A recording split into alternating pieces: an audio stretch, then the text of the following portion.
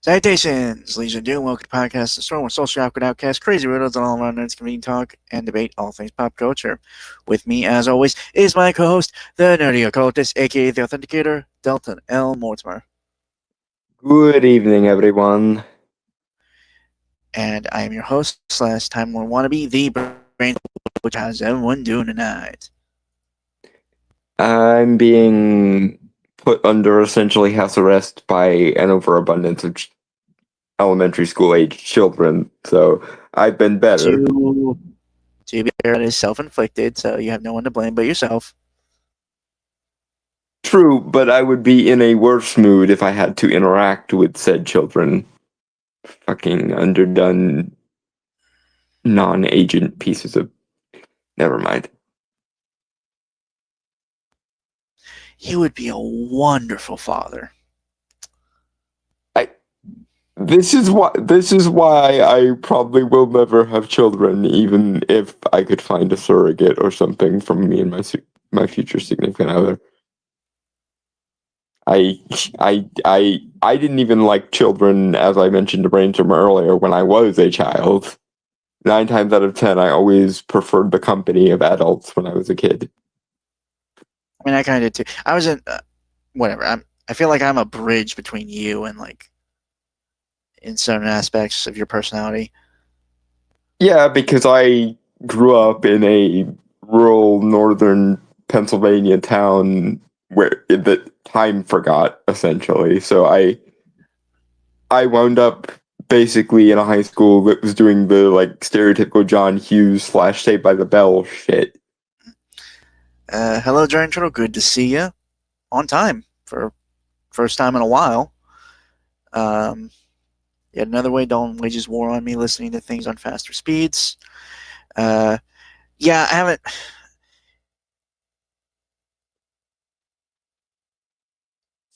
Yeah, no, I basically said the same thing, Giant Turtle. Yeah, he can't really stand a lot of people.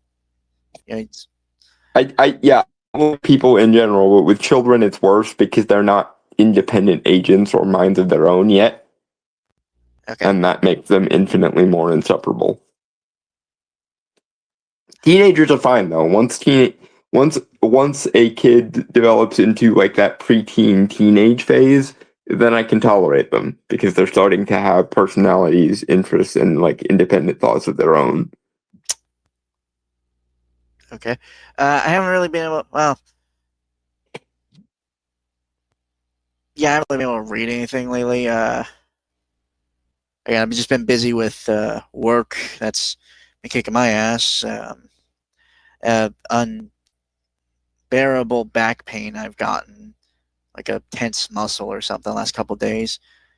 Also, kind of slowly freezing to death because winter in the Midwest fucking sucks.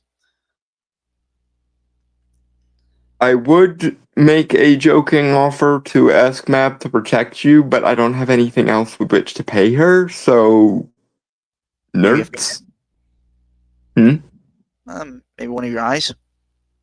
Hey, Marissa. If I actively poked my eye out, I think my mother would have a fucking panic attack. She already gets nervous when I cut into my fingers to get blood for her with regards to our normal bargains. So yeah, definitely can't do that. Fair enough. Wouldn't be opposed to doing it on principle, just couldn't get away with it while I'm still in my mother's household. That thought has not occurred to me, Dragon Troll, given work. Although I do not know judo or any fighting styles. Probably should, actually.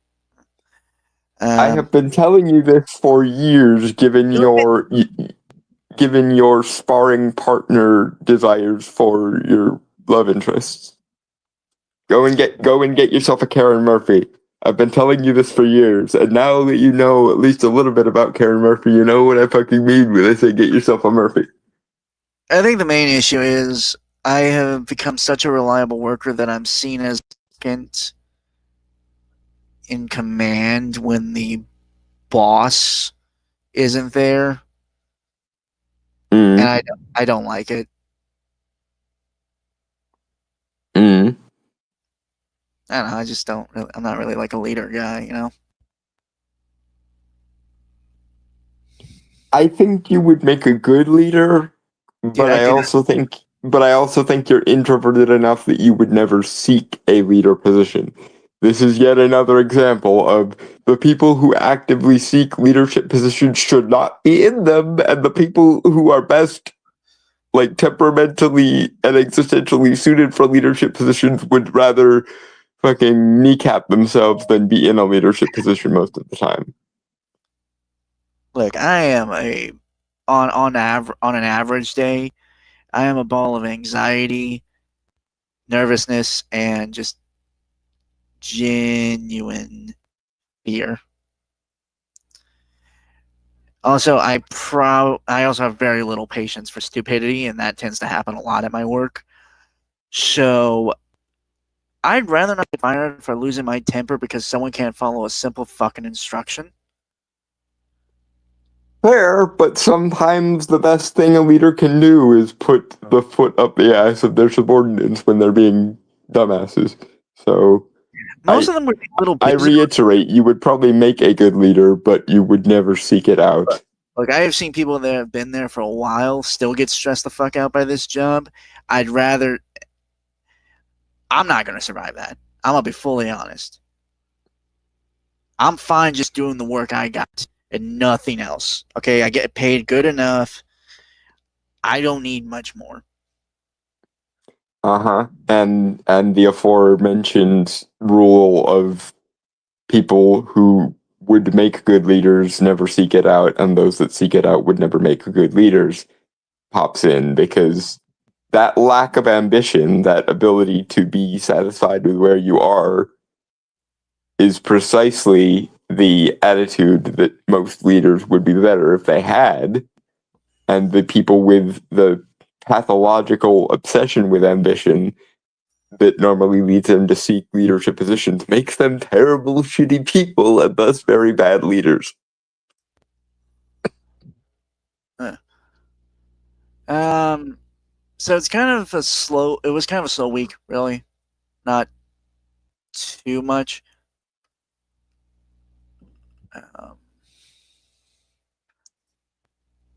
Okay, article is loaded. Huzzah. Okay, so full disclosure, I got two things, don't got three things. As is always kind of the case, really. I don't think lack of ambition is a good leader trait. You don't need people neglectful. People take their responsibility seriously and not completely selfishly. Ambition at the expense of your ability to give a damn about people is what I meant there. A lot of times the highest achievers are vindictive little sociopaths that will burn the world to the ground if it helps their ambition. So yes, a modest lack of ambition in that you're contented in the position you're in and don't need to aim any higher is, I think, a good quality in a leader. Because it means you won't burn down the world for the sake of my ambitions. And a large part of our civilization's problem is so many of our leadership class are vindictive examples of cluster B personality disorders who will burn down the world for the sake of either their personal ambitions or their ideological and moral fixations, which I think are sort of rooted in the same ambitious impulse of I can purify and rule the world in glorious despotism. Well, this is an interesting conversation. We do have a show to continue. This is So true.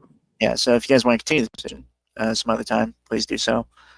hmm Also, Although not tonight, because tonight DT is helping me cheat the Audible rules by letting me pirate the most recent Dresden Files book. oh, right, I still need to. You have 17 books to go now, I'm and gonna finish that's one. and that's not even mentioning the short story. Actually, hold on. No, a lot of the short story anthologies are somewhat timeline sensitive, so you can't quite start with the short stories. That was going to be my suggestion, would be to get you started on the short stories so that you get familiar with the characters in the world and shit. But some of the events of the books are necessary to know before you read the short stories. Churchill says, "Don't please stop phrasing it like that on camera."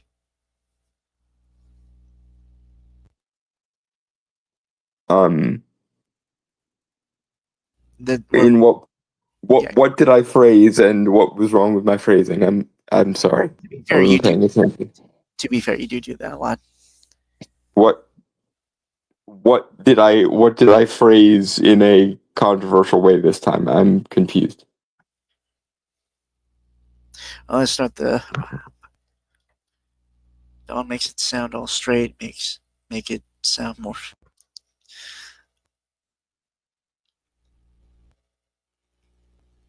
I am surrounded by weirdos. Referring to me loaning you a boat for the high seas. Ah. Oh, okay.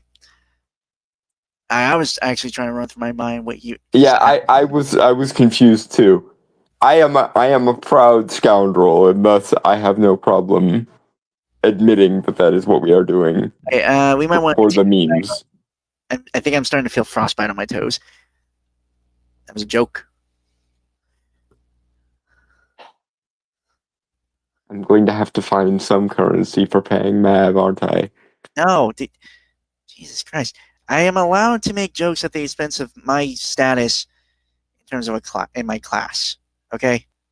Fair, but as your friend, I have a desire to protect you, and considering that the thing that is bothering you at the moment is winter cold, and I am a courtier of Queen Mab, that is a bit of you're sort of forcing my hand here. I can't watch the man suffer knowing that I have the means to fucking help him and then not do anything.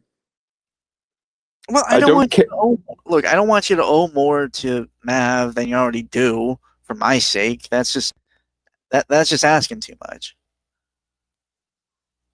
It's not really asking that much, considering that I am entirely willing to do it, so long as I can find a currency that I can actually afford. That part is where I'm not liking it. Because I am scared of the price.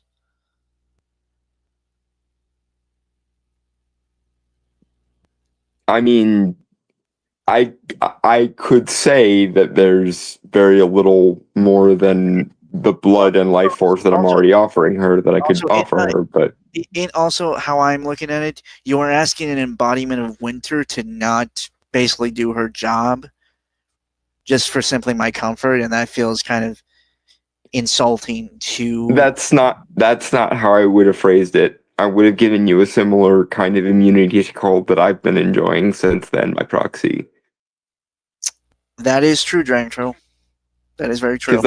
Because that is sort of a fringe benefit that I've noticed since binding myself to her is cold seems to sting me a little less. I don't know if it's a psychological thing or if it's an energetic thing, but I do seem to have more resistance to cold than I once did. I'm kind of in the same. I'm kind of in the same boat, Marissa. Like I mentioned earlier in the stream when it started, I've been dealing with some back pain, and that's actually how I've been moving in bed. Has kind of been waking me up in the middle of the night last couple days, like a stinging pain.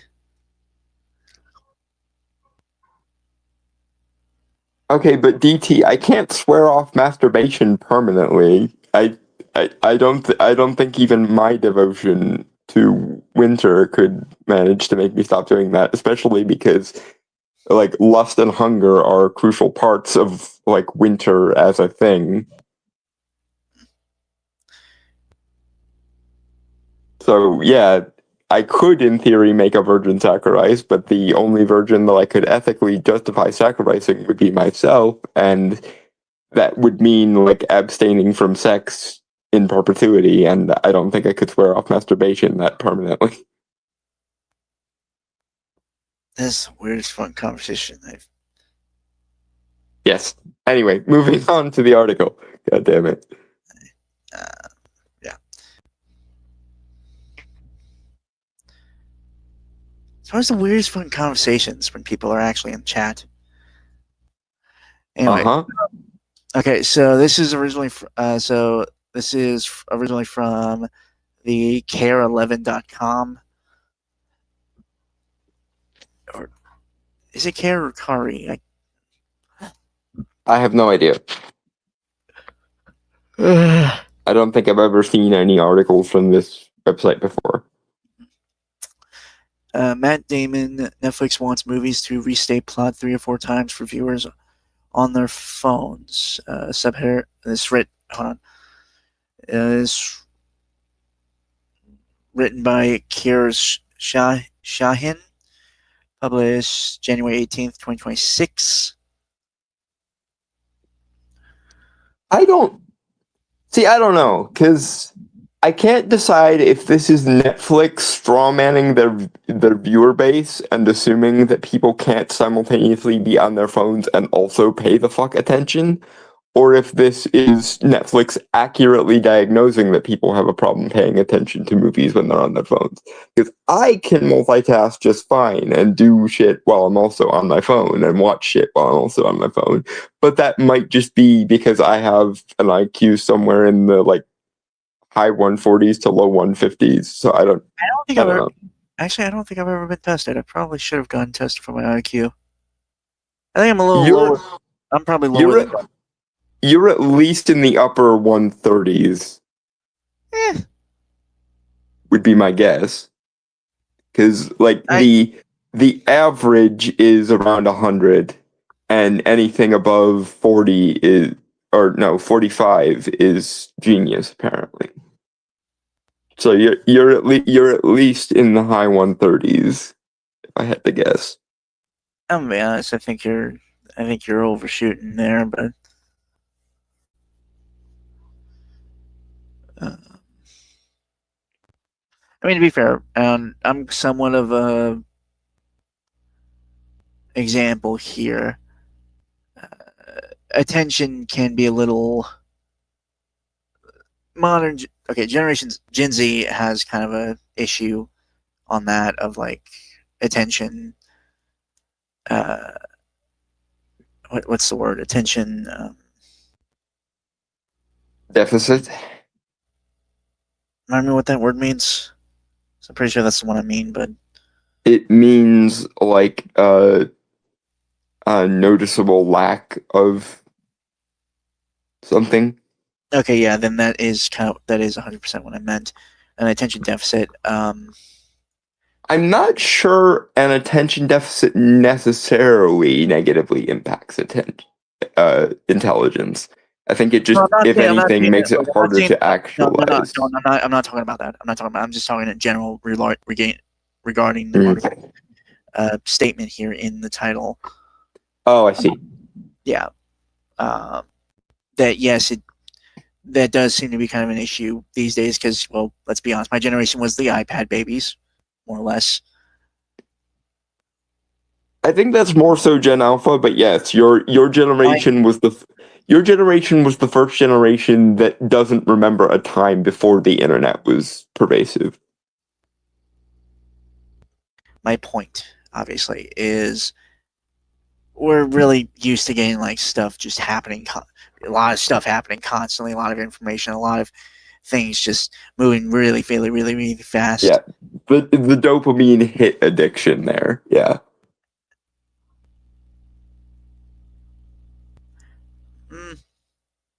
I can see what you mean. Not sure that technically applies regarding this, but I think also the issue is regarding everyone loves to blame technology for it.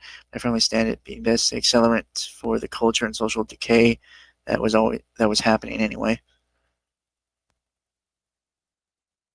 I wasn't necessarily blaming technology, Dragon Troll. I get your point, but I just more saying that I was more using it as the description of it that everything's just kind of going super fast and our attention kind of has that my generation at the very least it's like um the attention it's not everyone does. Okay, that's fair. um I'm not even going to dispute your joke there, Dragon Turtle, because as I have mentioned to you before, if that is what she asked of me, I would do it. I would just need to be very well informed as to why she wanted a person dead before doing it. you really don't I'm gonna be honest, given how I know your personality and everything, I really don't think you need that much provocation to kill someone. This is also true, which is probably why she and I get along fairly well. I am just being honest and sincere about that. If that is what she asked of me, I would just need a very thorough dossier of why this person needed to be marked. Right. What was I? Some people say you are eternally online, go outside. Really, they should go into the woods or to a monastery because it's mostly the social interaction, which happens IRL too. Again, that's fair. I think that was what I was going to get to.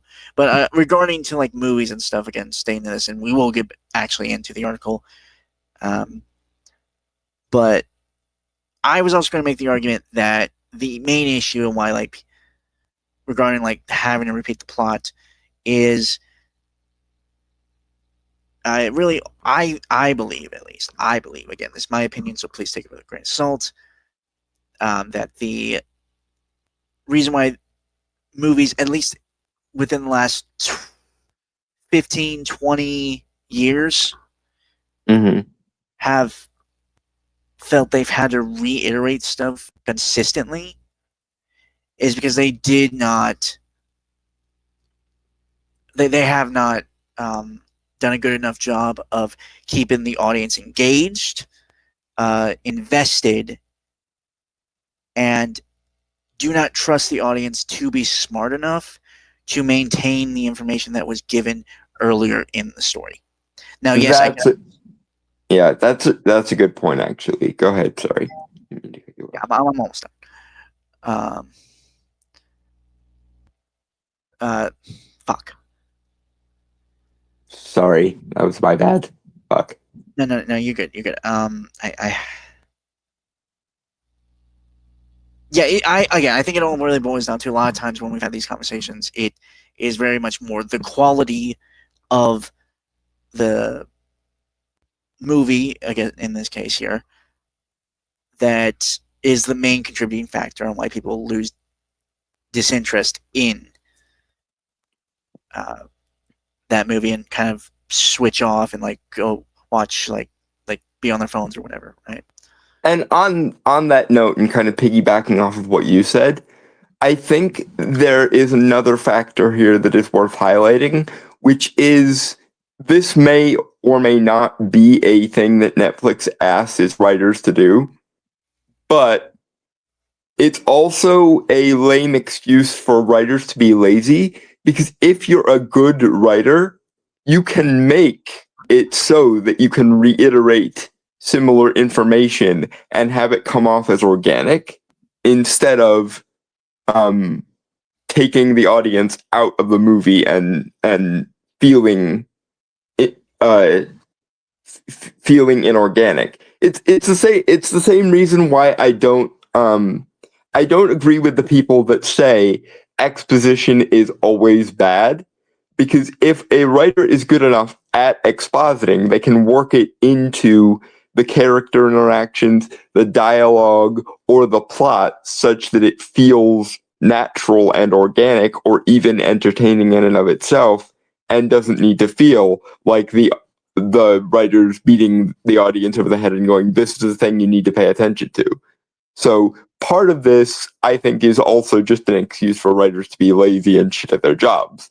Because if you're good at character writing and dialogue and storytelling, you can repeat information in a way that feels organic and doesn't take the audience out of the movie.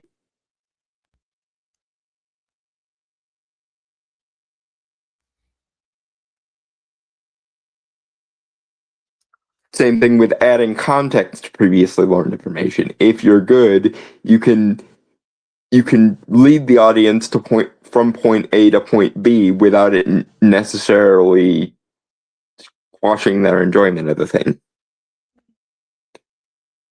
And hell, those of us that actually like lore, like myself and DT, and probably Brainstormer to a significant degree too, although I know characters are more his thing than lore generally, will feel better having gotten more in-depth information on how a mechanic or a piece of lore works than not, as long as it's conveyed in an interesting and in-universe consistent way.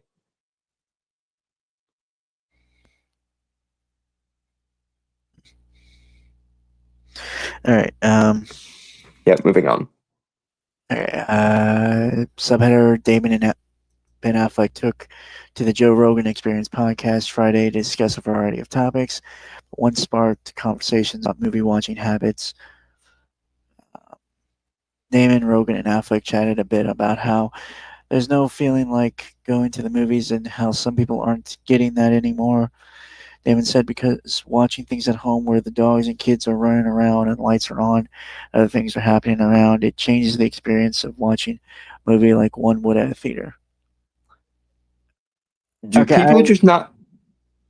Sorry, go ahead. You go first, Brainstormer. You started talking. I mean, I'm always an outlier in these kind of things because I am in a weird position in terms of my generational experience. Mm-hmm. Because I know what a VCR, because I'm a Gen Z and I know what a VCR is. I remember when DVDs had those like really crappy cardboard covers. Flip cases. Yeah. Flip cases, yeah. I remember Batman Returns had one. That was a good one. I never got either of the Tim Burton Batmans on disc form. I rewatched both of them to the point of almost ruining the VHSs of both of them when I was a kid. They were my first foray into superhero movie or superhero content in general, I think. I'm gonna be honest. I think I might have told this already. Sorry, side tangent here, but first DVD of because it was a DVD, right? Or I might have had a cassette or VHS of first 2 episodes of the Justice League cartoon. Is it like a movie? I don't think you have told this story before. At least I'm not remembering it. But well, to be fair, it's that was just me remembering something like I had. But one of the first superhero, I'm using air quotes for this one, things I remember watching was the Spawn movie on DVD. The specific thing I remember watching, and keep in mind, this was like when I was at 5, 6 years old. The DVD had 2 episodes of the animated series of Spawn from the 90s, HBO. And that was a lot more darker and grittier than the fucking movie. Yeah, it's also a lot more accurate to the comics, but that's a different thing. Actually, speaking of someone who had read the volume 1 of the comics, it's a lot more cheesier than you'd think. Well, because 90s. Still good though. I'm just I think the first DVD I ever remember actually having or seeing someone else have was my grandma, for whatever reason, got Fellowship of the Ring on DVD, and that was the first DVD I ever remember seeing. I knew DVDs were a thing before that because I was a kid at an age where the transition between VHSs and DVDs was still kind of in progress. So you'd always see on VHS, look for it on DVD or video, sorts of ads and shit. Right. But the first one I ever remember like physically being able to hold myself was Fellowship of the Ring. Yeah, that makes sense for you. Anyway. I remember the one scene where the ring race are looking for hobbits, for whatever reason, freaked me the fuck out as a kid. The like I can see everything scene. I don't know why it freaked me out as a kid, but it freaked me out horribly as a kid. I'm fairly certain that would freak any kid out. So yeah, but I didn't really often get afraid as a kid. But my mom also let me watch a lot of adult shit, without like making a big deal of it. The three things I remember distinctly actually freaked me out as a kid were that scene from Fellowship, where we see things from the ring race perspective for a minute, and then he stabs through the bed looking for the hobbits. That scene freaked me right the fuck out as a kid. Another scene that freaked me right the fuck out as a kid was when the Trigon arc of Glen Arcami's Teen Titans was a thing. The scene where they go into the underground library and we see the ghost chanting the prophecy of the gem, that freaked me out as a kid. And the only other thing that meaningfully freaked me out as a kid was the Puppet Master episode of Avatar. The bloodbending freaked me right the fuck out. now you're obsessed with having it.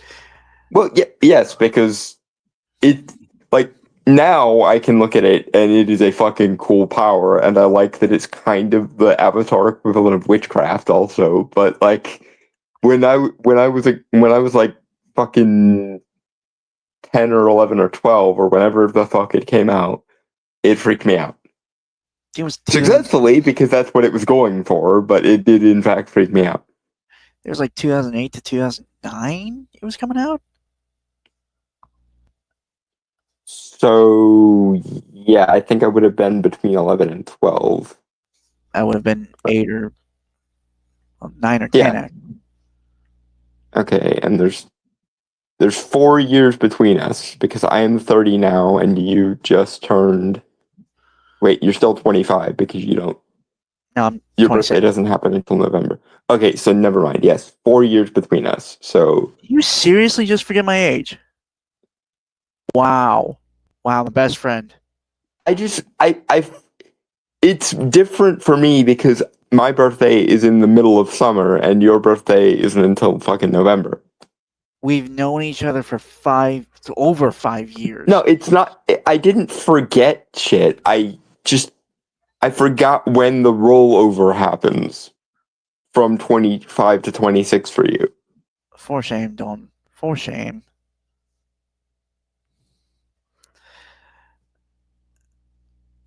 You're gonna cut me like that because now I'm gonna be fucking anxious about am I a good enough friend for the foreseeable future. Fuck you.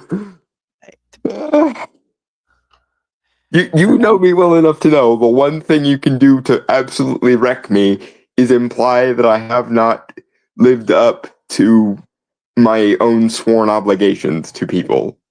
And now you're gonna guilt trip me, huh? You're gonna guilt trip me? Well, yes, because now for the next like month or so, I'm gonna be freaking out about that. I'm gonna end up like texting you at 3 o'clock in the morning, crying and shit because of this bullshit.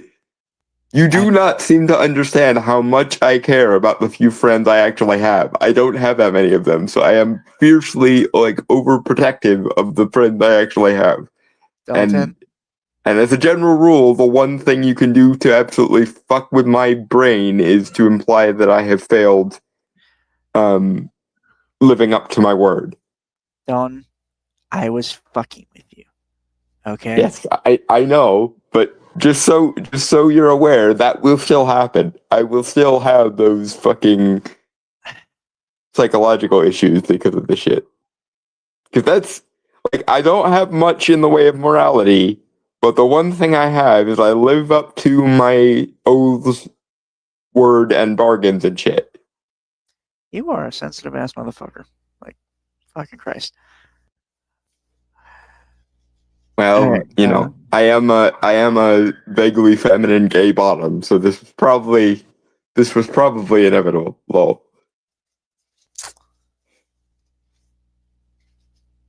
Okay. If you can tell self-deprecating jokes, so can I, bitch.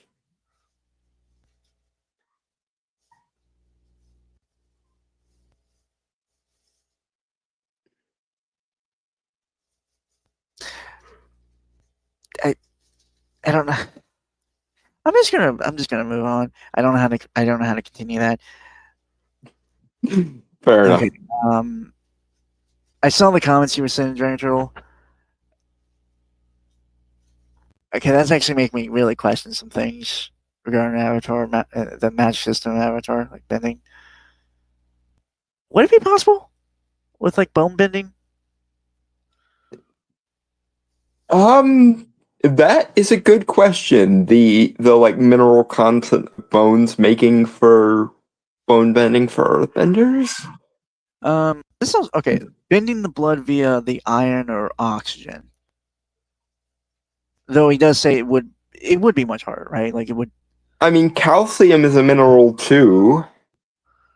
I know, but like, well, he's suggesting like with the second comment after that question of the bone bending, like blood, like a variation of blood bending, either with like the effect of metal bending, the iron in the I blood, would or I the would oxygen. I would think that earthbenders might be able to bend the iron in the blood by the same principle as blood bending, but Okay. it would look very differently than waterbender blood bending, because what waterbenders are doing is bending the liquid in um in the blood, whereas the earthbenders would be bending the particulate matter. I'm not sure earthbender bloodbending would be as useful as Blood bending. waterbender bloodbending, because there's fundamentally just more liquid than particulate matter in blood typically. Yeah, fair enough. I think earthbenders bending dry blood would be really cool, in the same way that they can sand bend and dust bend. That makes sense. Regarding the oxygen thing, okay, I know we don't really think. I know we're not like the biggest, like anyone that watches this show is really a big fan of Korra, but Given the suffocation maneuver that Zahir, Zahir, yeah, can do, one assumes that oxygen bending would fall under the category of though I'm under the impression that it would mainly affect the organs rather than the blood. yeah, it'd be more like Zahir's suffocation technique, but applied to specific parts of the body, maybe. where the air would enter, which I realize air gets converted and goes through like the whole body, but no, Yeah, I agree. Like there are good I don't think there's enough air in the veins to make airbender blood bending really viable, in the same thing as I was just talking about with the particulate aspect of the blood being the only thing that earthbenders probably could bend. I do agree. Sorry. Go ahead. I just said like Giant Troll said, I'm mid on Korra. I like elements of it. Yeah, no, like, that's the thing. Like it's hard. It has good ideas. It is absolutely shit at employing fucking any of them, and the characters are insufferable, entitled dickweeds. Air bubbles in the here though. Like, I'm sorry, you might have. I don't know if that was autocorrect or just. Yeah, inserting air bubbles into the air would be extremely deadly for airbenders to do. Like if they're inserting in the same way as when nurses are about to inject you with a thing, they have to make sure that there are no air bubbles in it. Okay, sounds like it's yeah. Okay, heart. Okay, air bowls in the heart. Yeah, super deadly Yee, that would. practical technique. I mean, to be fair, like any technique that's yeah, I mean, like any technique like that would. I do think it does require a lot of patience and work. Like that's going to take decades to I figure out. mean, here's something kind of both dark and gross that I just thought of. Boy. If we're going with like bending while shit's still in the organs and the bloodstream and shit, imagine how awful it would be if a waterbender started urine bending while it was still Shut the fuck up! inside Shut you. the fuck up! Because Oh my now, god! because then, you know that feeling when you're trying to hold your pee? A waterbender could, in theory, like induce that feeling throughout a whole fight. Oh, fucking Christ, Dalton. I Oh, didn't think there would be a darker form of waterbending than oh. bloodbending, but I think we should discovered one. Yeah, fucking right, dude. This fuck. Um,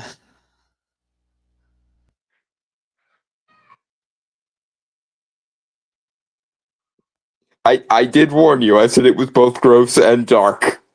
you could have Vicky. been less descriptive, dude. Well, I Also, had I'm to not gonna describe lie. it so that you guys understood what I was thinking.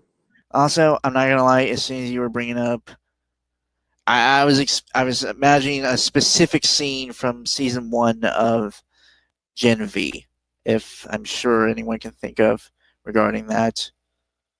I think so. Yes. Anyway, it went so far off topic there. Could an Earthbender give you kidney stones? God damn it, By Dalton! that same. Sorry. It's No, you're not sorry. Don't say sorry. We both know you're not. it's It's more it's insulting if you actually try to apologize. it's my brain is now thinking of all the disturbing Oh. things you could do with the various bending techniques.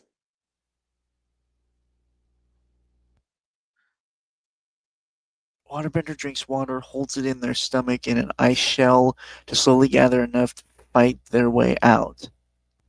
Wouldn't that just cause a lot of like intestinal damage though? Or even like I mean, in theory, they can heal themselves because of the whole waterbender healing mojo shit. It's kind of like that thing we came up with for Zarek, that he combines the healing thing with bloodbending to create basically a healing from the inside out oh okay, technique. okay, just so everyone's aware. Fucking kidneys. What the fuck is wrong with you? Um uh what Dawn was referencing is we haven't done it in a while because busy and stuff. Um we were getting back into rewriting Korra, and we came up with like a whole bunch of lore and stuff, and certain The things. main thing we changed was we didn't imply that every avatar is a fuck up. And the main way we did that was the main way we fixed it was A, we put an avatar between Aang and Korra so that she is now an earthbender, like her personality, attitude, and inclinations imply that she should be. Also, her And arc of learning air would make more sense. yeah, given the already established lore and like interrelation between the elements. But we also created one of, I think, our best ideas we've ever had, and that is saying something. Avatar Zarek, the peacetime avatar. That's not unless I don't want to get like too into it. Because people might yoink it, but yeah. Oh, yeah, I did see you mention that earlier. Rancho, you didn't tell me he found a brainstormer, or brainstormer found him.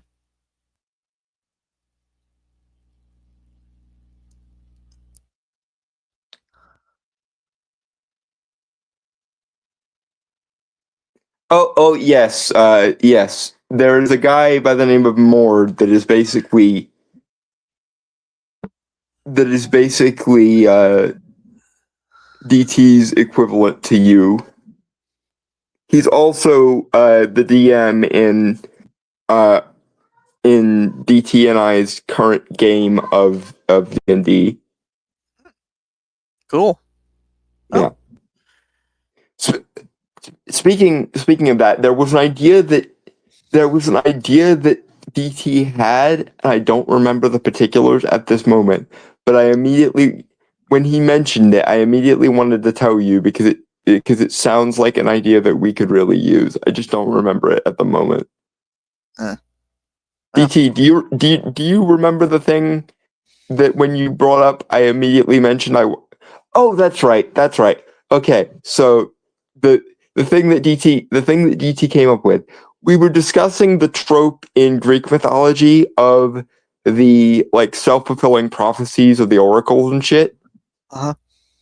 And DT wondered what would have happened if one of those guys who got the self-fulfilling prophecy type shit just straight up killed the parent of the grandson that's supposed to defeat them to intend to forestall. And then we got joking about it. And then DT reminded me that the chthonic gods are a thing. So imagine some Greek king gets one of those prophecies, kills their daughter or son or whatever that their grandson is supposed to defeat them. And then their soul goes down to the underworld, and then they fall in love with one of the chthonic gods like Thanatos or Hades or some shit, or one of the Furies or whatever. And then that child is the one that goes topside and murks the king that killed their child. We got going on that, and I immediately went, I am telling Brainstorm about this because this is an idea that needs to, like, gun to my head, I would put that in Avarice. I would make a side character that has that backstory. Yeah, it's not bad. It's actually a pretty interesting idea. I'm more surprised no one's thought about that either during the time of the Greek legends being made, or as far as I know, there is no such myth that has that as a premise. Which is someone just wrote a story like that today, because that feels like a good twist on something, like old classical stories. I know Orpheus is the son of Morpheus, one of the gods of dreams, and the gods of dreams are technically chthonic gods, but they never have the like predestined king tries to thwart destiny by killing their child thing. All right. It's a missed opportunity. I'm honestly even more surprised that never apparently happened in, like, none of the Greek gods ever had this circumstance happen to them. Given how often the Greek gods fuck around, I am kind of surprised that's not a thing. Right. Presumably, the Greek myths were told originally as if true. Well, no, I understand that. And that's why I just said what I said. I'm like, you're telling me that in the vast annals of golden age of Greek mythology, none of the oracle pronouncements backfired in this particular way, resulting in the chthonic gods knocking someone up. So I imagine it was. Sorry, Drayton. Sorry, Drayton said, so I imagine it was a matter of we never had someone claiming to be the son of a dead woman. Then again, there is a possible explanation as to why this is not a thing in classical Greek mythology, which is much like Hades is probably the most famous example. The chthonic gods seem less inclined towards the rabble-rousing and fucking around. That's fair. That is completely fair, actually. Yeah. They don't seem to knock anyone up or seduce or conquest anyone as often as the Olympians do. Yeah. I'm guessing because Hades simply wouldn't put up with that shit. Anyway, God, we really went off topic. Yeah, back to the thing. It's just a very different level of attention you're willing or that you're able to give to it. He said this has a big effect. It also ends up having an effect or starting to have an effect on how you make movies. Damon explained about how streaming platforms and watching things at home starts to infringe on how we're telling the story and even the budget. The standard way to make an action movie that we learned was you usually have 3 set pieces, one in the first act, one in the second, one in the third, Damon told Rogan. You spend most of your money on that one in the third act, that's your finale. Now they're like, can we get a big one in the first 5 minutes? We want people to stay, and it wouldn't be terrible if you reiterated the plot 3 or 4 times in dialogue because people are on their phones while they're watching. Okay, speaking as someone who goes to the movie theaters semi-consistently, Mm-hmm. I always make sure to turn my phone on silent and never check it unless I'm checking the time. Mm-hmm. Most people don't actually, so yeah, people are either rude or idiots or both. Usually both. no. Okay, maybe the movie theaters you've gone to because you. But well, okay, I'm not gonna lie. There have been rude people. There have been, but most of the time it's been pretty chill experience going to movie theaters. I solved this issue almost a decade ago by waiting 3 weeks after something comes out to go to the theater if I want to go to the theater, so that we can basically have the theater to ourselves and thus minimize the terminally addicted to phone bullshit people.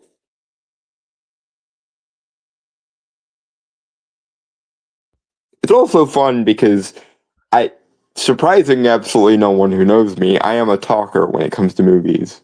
So when me and my friends go to the movies, we almost have to go at a time where no one else is in the theater. Otherwise, us talking and bantering about the movie would be extremely dickish to people. Huh. Thank you for that, Dragon Troll. It's really appreciated.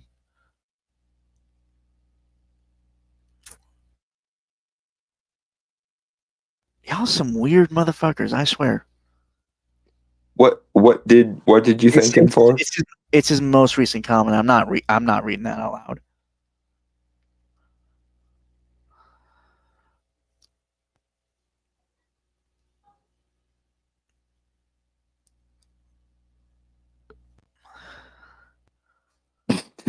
Oh, DT.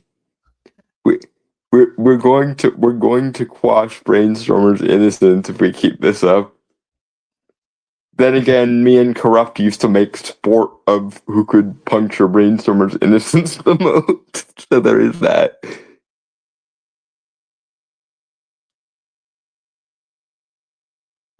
Okay. Okay. Affleck said it's a supply and demand situation where if people want to look at their phone, they probably will, and it should encourage movie makers to make expectative fuck. I know that word. Why can't I pronounce it? Is it explicit? No, it's like it's a word that means like curse word, like to describe it in like a technical sense. Expletive. Thank you.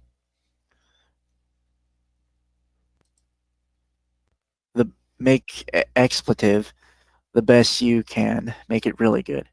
Topic prompted conversation on social media with some users expressing frustration over the typical Netflix writing. Wait, you mean to tell me that the writer of this article didn't just quote the expletive he used, or was Affleck himself comedically using the word expletive in place of a swear word? Because if it's the second one, I'm fine with that. I've made jokes like that before too. But if it's the first one, then fuck entirely the person who wrote this article. I really can't tell. Um, okay, giant problem is most people have ruined their attention span with Twitter, Vine, and TikTok. Oh, and the Marvel style humor doing it IRL as well. Okay, to be fair, Vine was a little before my time. I have a TikTok, and there are skits that go on for about 2 minutes or so, and that keeps my attention, depending on whether or not they're good skits, mind you. But I'm um, I'm again, I think. skeptical. I'm skeptical as to the order of causation here. Well, okay, Did let me did read Tik the other part he had after that. Nothing terminal until you realize many lack the self-discipline, let alone the will to do anything about it. Again, I'm yeah, gonna say more I'm so. Sorry. sorry, go ahead, brainstormer. You're fine. I was just gonna say, like, again, really, when it comes to the content consumption, it really comes down. I believe, at least, it really truly boils down to the quality of it. There is that factor. There's also the thing which I was going to say, which is I'm skeptical of the order of causation here. Is it exposure to TikTok, Vine, and Reels and so on that makes people more attention deficit, or do people with very little attention span to begin with seek out the instant dopamine hit of things like TikTok because they are such, not using this in a derogatory way, but nor in a diagnostic way, just as a like rhetorical flourish here, because people does TikTok make people ADD, or do people with ADD dopamine addictions seek out platforms um and delivery mechanisms like TikTok? I guess is what I'm asking, because I'm willing to I'm willing to acknowledge that it might be a little bit of column A, a little bit of column B, but I think it's more column B. I think it's less that TikTok has made people have no attention span, and more that people with no attention span have um glommed onto TikTok because it tickles that part of their ego. Don's point. Now, the other question is, how does this affect people's developmental psychology? But that's a different question, I think.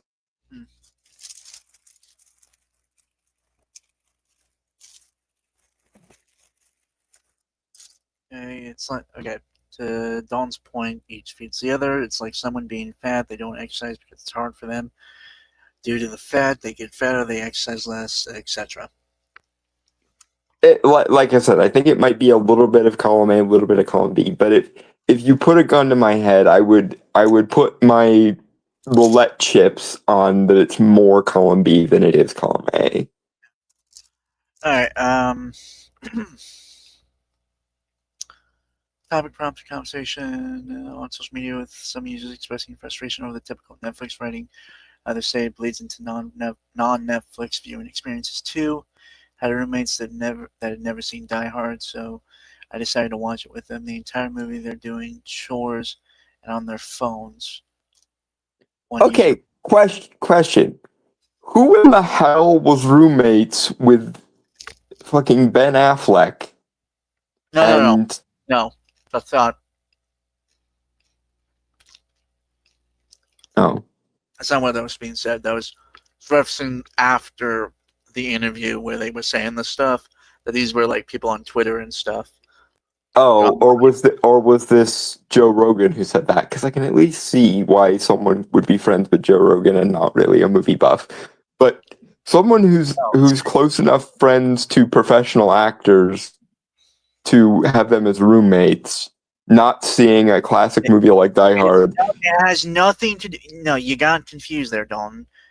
This was part of the discourse of what they were saying on the Joe Rogan podcast from people online that were commenting on it. Just random people. Okay, that's more explicable, because if somehow someone becomes a friend with Ben Affleck, or I forget who the other guy, and Matt Damon.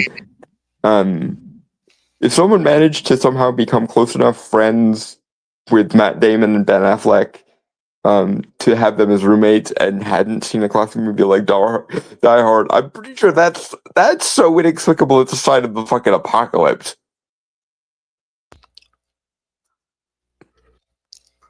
It's like force feed brainstormers much pop culture as I can manage, and I'm not even close to a professional actor.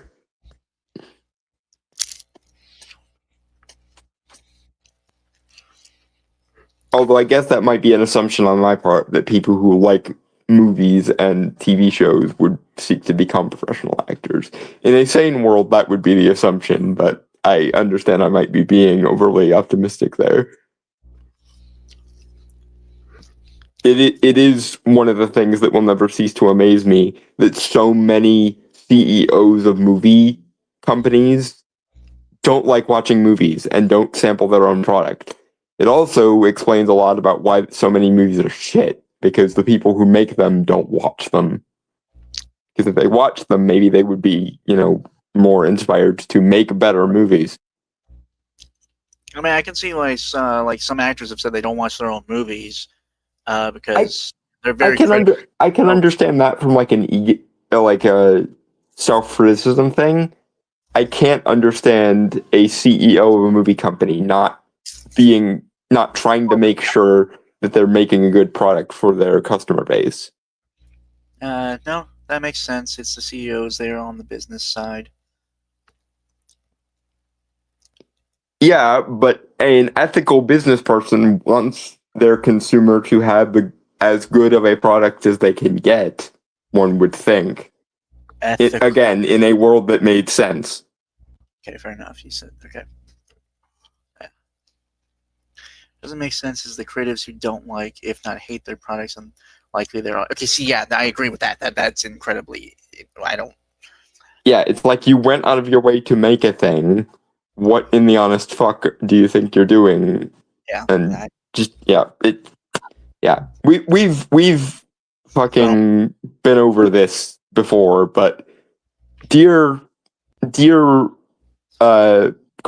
of Hollywood, I'm not going to tell you don't make things you don't like, because maybe you being so narrow and snobbish in the things you like and don't like is a part of the problem. Maybe try to see it from your audience's perspective and consider that your audience might actually have a valid perspective. Yeah, anyway, moving on. Yeah. What was it? Okay. Fucking. Oh, god damn it. Come on. Like, you piece of shit.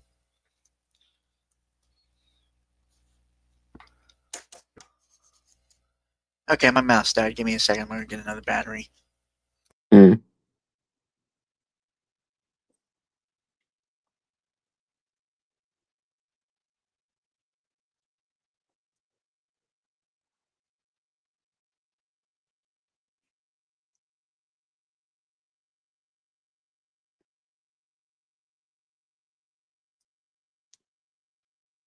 That's one way of going about it, DT.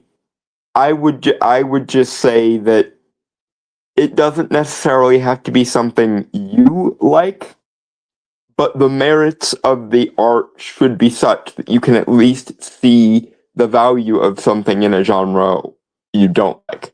Like let's say I hate, I don't know, jelly for whatever reason. If I was a CEO of a jelly company, I would try to make sure that the people who like jelly had as much merit to find in my personal brand of jelly as I could, even if I don't.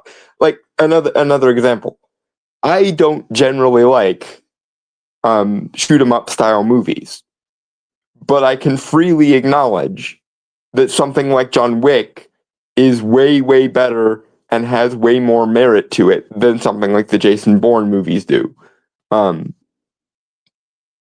Because some metrics of quality are so universal that you can even see past your own preferences, if you know what I mean. Okay, I'm back.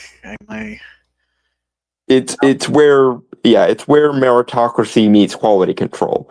Sure, some forms of meritocracy might be a little nerfed if you have particular preferences that lean one way or the other. But everyone knows when a lack of quality control is beyond the pale. Alright. To some degree. I also want to point out, could be, I mean, I've done chores and been on my phone when I'm rewatching stuff, because I kind of know how it goes. So, plus, I got stuff to do, so I figure just. And there are some times you feel like empty silence with background noise. That also is a thing that happens. Oh yeah, no, I've done that a lot. Especially, but even then, you still generally have developed a preference for what makes good background noise versus what isn't good background noise.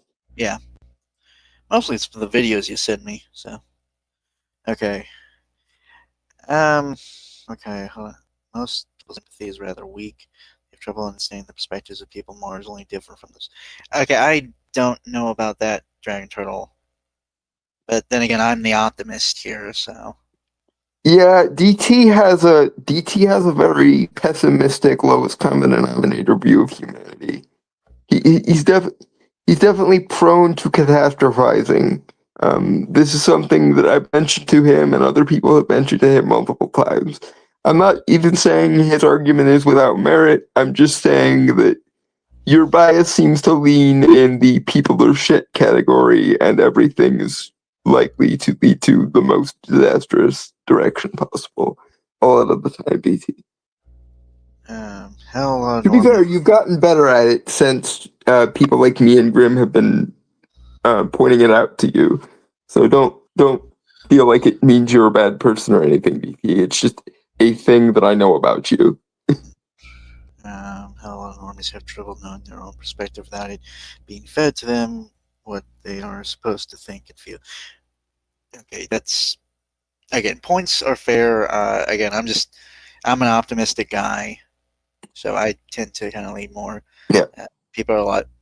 Don't get me wrong. The premise you're operating with is an existent one. It's just I don't know to what degree that colors all of reality. Like to what degree that thing is pervasive, and to what degree that's just a worst case scenario. It's like, yes, there were witch trials once upon a time, but it's like when the feminists try to frame the witch trials thing as a sign of the patriarchy. It's like, yeah, witch trials happened, but they didn't happen for the reasons you think they did.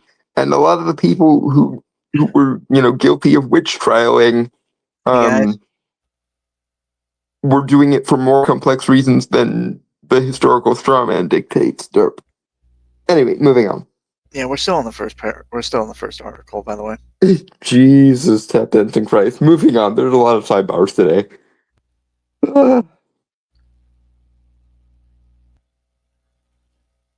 Which is weird because we had like 6 articles last week and we managed to do it in like under 2 hours, or was it like 2.5 hours? I think it was. We still got it done really, really quickly relative to the amount of stuff we were covering. To be fair, we got into a lot of side tangents, and I think that's also because Dragon Turtle's here and is actively here. So yeah, this is also true. Anyway, and don't feel bad about that, DT. We enjoy the sidebars. It's just we also have a roster of things we would like to get to tonight at some point before Brainstormer gets too tired to continue. Anyway. Oh no! Again, well, I am kind of tired, but more so, we should all be more worried about me freezing to death. So you keep saying it, and I keep feeling inclined to come up with some scheme to protect you. I am fine. Let me just give a bit of advice. Don't get a house. Well, don't be in a room. Get a bedroom that was the addition to a house. Ooh, yeah, that explains like 90% of the problem. In the immortal words of Adam Savage, well, there's your problem. Because I'm assuming no one thought to add insulation and shit to the degree they would the rest of the house. It's so poorly asked. I mean, it also doesn't help that I have like this tinier heater than my old one, because that one kind of went bad. Okay, I'm gonna have to get you a big fucking industrial heater for your Dude, birthday or Christmas or something. no. That's a bad idea. That's a bad idea.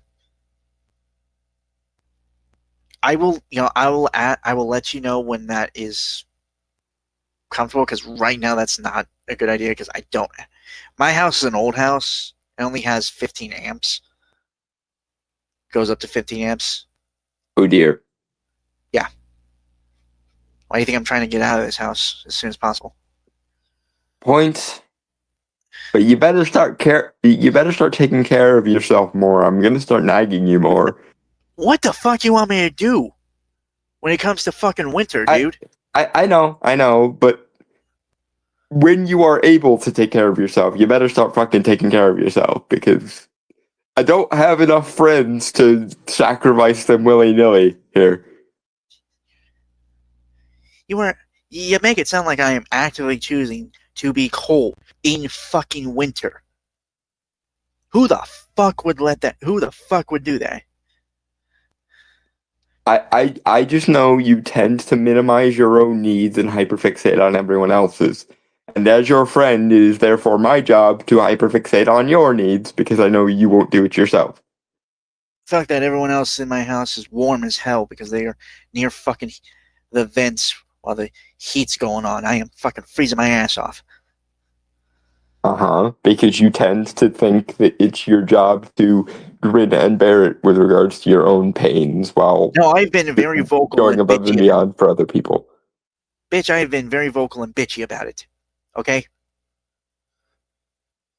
Well, be more so. On my behalf, if nothing else. And if they give you shit about it, tell them I told you to be bitchier about it.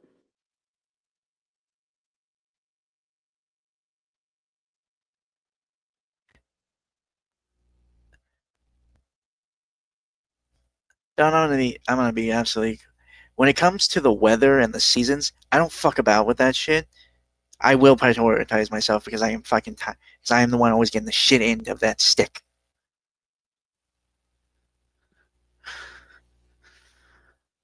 Precisely, DT, precisely. It's in the informal friendship contract that I hold myself to with all my friends. But do not think I am minimizing my problems with this. I am not. Okay? There's also just legitimately nothing I can do at the moment. Because I live in a fucking derelict bullshit house right You now. need to buy more blankets or some shit. No, my blanket, the one I got is fine. I clearly can't be under it right now because I'm at my fucking computer. That is not a thing anyone said. That appears to be a rule that you are inflicting on I yourself. cannot. What, you want me to move my computer from my desk to my No, bed? I'm saying like when I'm cold in winter and we're doing the show, I fucking put the blanket across my lap or whatever the fuck. It's a comforter. Which leads me back to the previous thing of you should have more blankets than just a comforter, dude. It keeps me warm and it's nice and soft. What the fuck else would I Yeah, need? and you should have a throw blanket or a eiderdown or something for when you're sitting at your desk or doing shit and fucking cold. This is not even me. This is not even me being a overly protected bitch. This is just common sense shit that you appear to not have thought of. We all have one fucking blanket. Who the fuck has multiple blankets? Brainstormer, I know I give you way too much shit about being a stereotypical like inner city Tiny Tim fucker, but like, do you hear the sentence that just escaped your mouth, sir? Yeah, one blanket is all you fucking need. Why have more? Evidently not, because you're fucking cold. Like, Yeah. I have 4 blankets on my bed right now. That's too much. Why the that makes no sense. It makes perfect sense if you're cold and you need more fucking blankets, dude. What the fuck? What? Okay, DT. break this time for us. Am I the insane one for having more blankets, or is Brainstormer like poor man mentality getting the better of him here? Because I don't think I'm the insane one here. Though I say that as someone living in 30 below right now.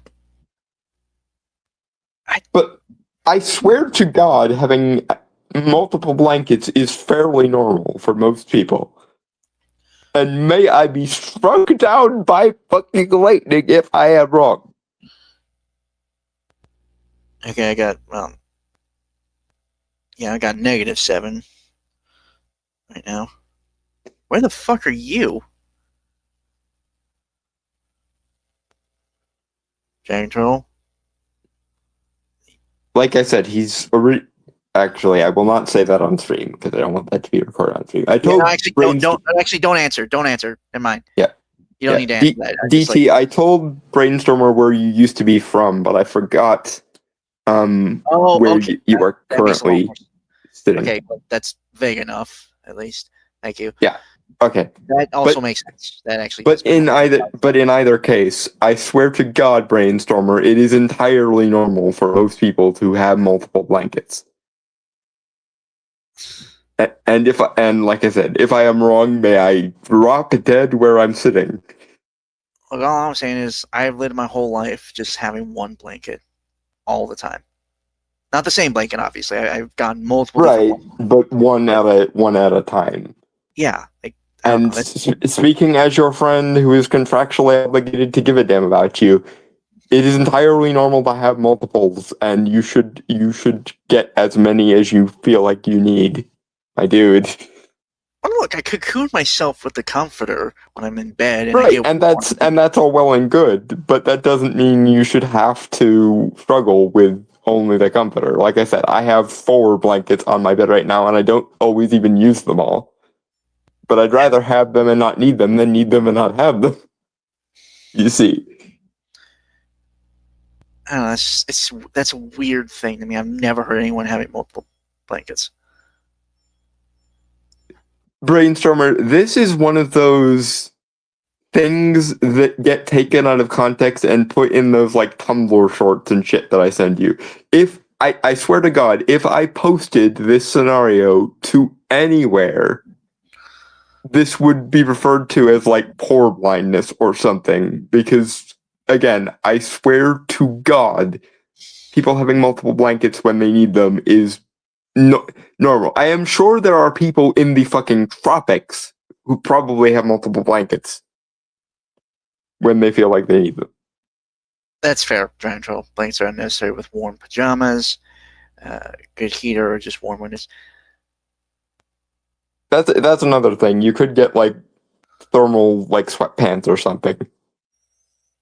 I do have pajamas, but they actually aren't.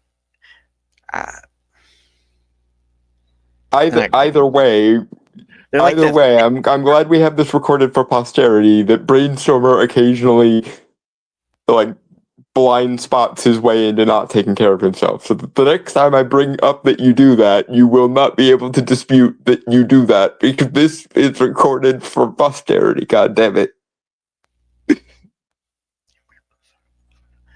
Anyway, post got more than 55,000 likes and had users agreeing with people doing other things while watching movies.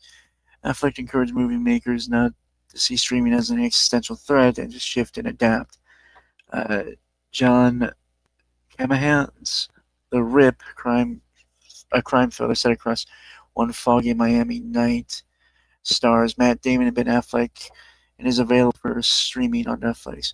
They play Miami narcotics officers who come upon a cartel stash in Lieutenant Dane Damon says may have $150,000 hidden on the walls.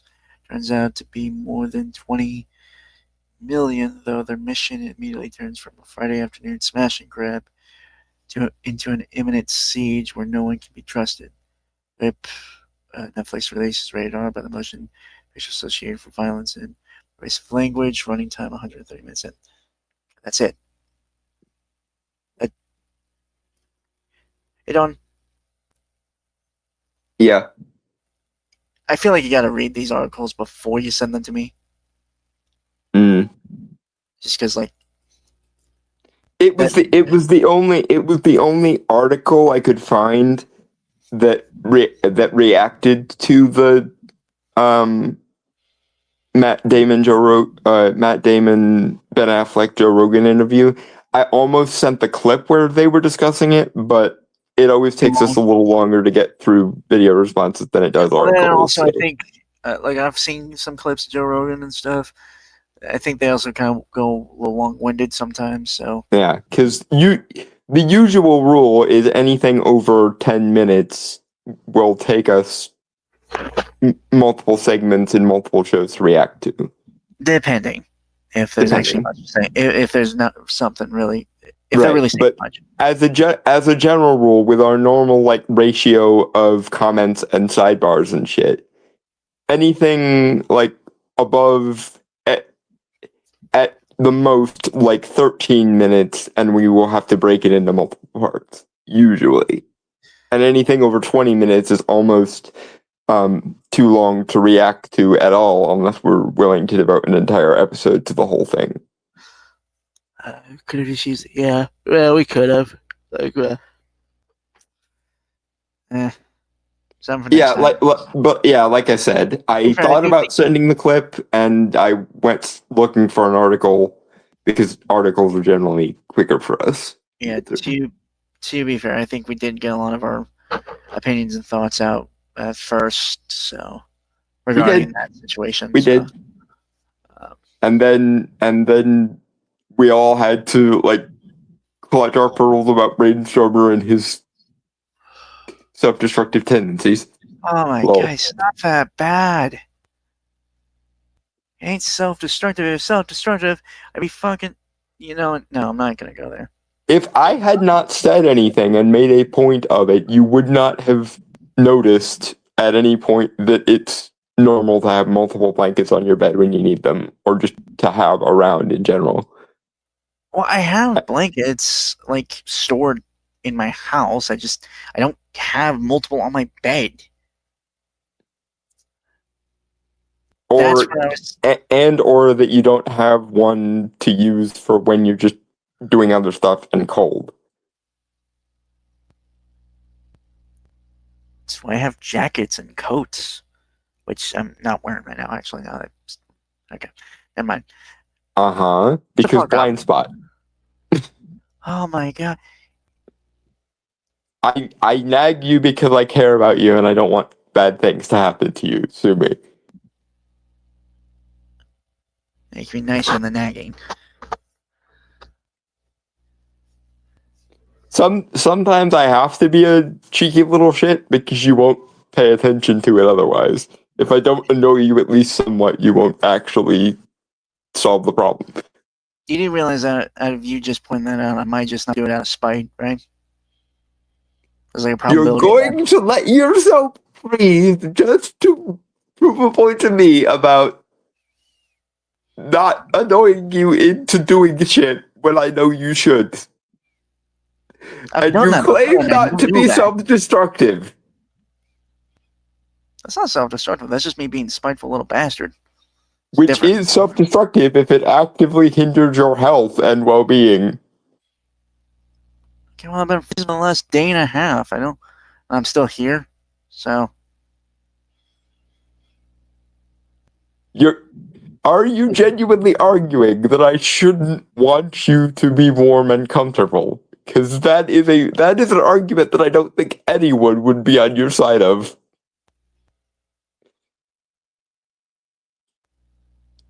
Let's just shut the fuck up and move on. Okay.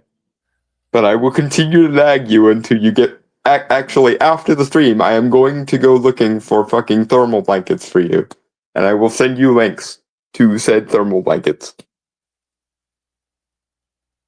Because I will take matters into my own hand as and when you're being a self-destructive little shit. Don, I am fine, okay? The main issue is like... Again, either way, my room is not going to be properly insulated. Okay, that is going to be the main issue, which nothing can really be done about that. I do keep. I am warm. I am warm when I am under the comforter. Okay. Yes, but again, you should have a couple spare blankets for when you're sitting doing stuff like the podcast and you're fucking cold. Or at least like a house coat or a robe or something you could put on that you could like wrap around yourself a bit. I used to have pajama pants, but I don't know where the fuck they are anymore. Mm-hmm. I got them for Christmas. How the fuck did I lose them after a month? This is a good question that you would not have noticed unless I made a point of pointing it out to you. No, I noticed. Last couple weeks when I've been doing laundry, I thought I would have kept them in the basket, but not there. I don't know. Also, it has been like I'm gonna be honest. Those things kind of suck. It's really bad pajamas they got me. They're like really thin, like almost that paper kind of material they have. Mm. It's also too big for me, but I don't want to say anything to them, you know. Yeah, but DT, Harry would at least realize that he was wrong and then sarcastically quip about how he's being a hypocrite.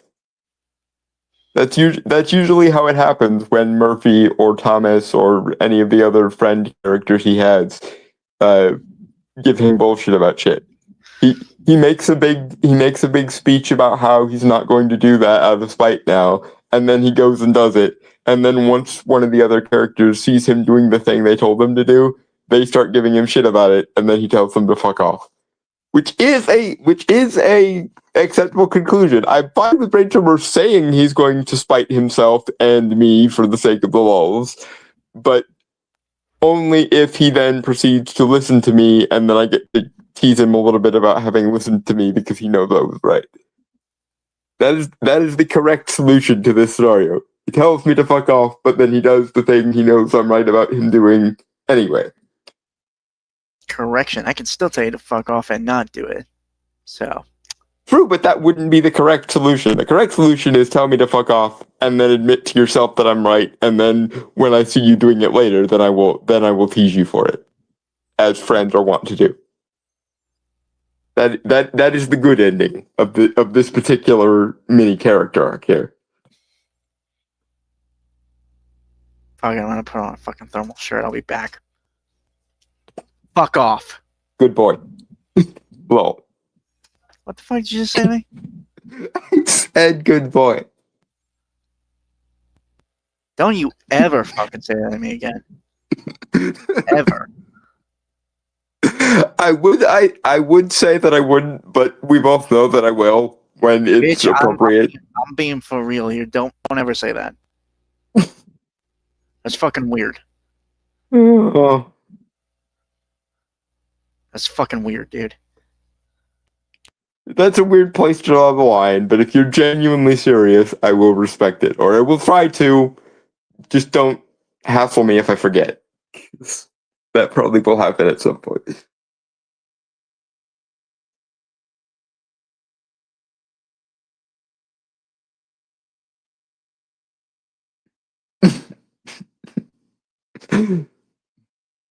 Okay, we can add biting me to the list of beatings that Brainstormer is going to administer when we eventually meet up in real life.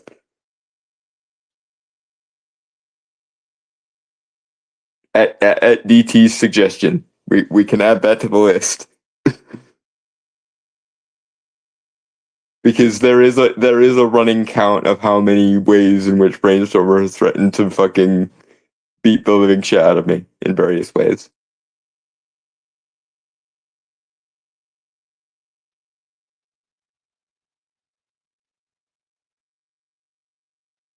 I think we're somewhere in the 10,000s with regard, or yeah, somewhere in the 10,000s with regards to punches and slaps.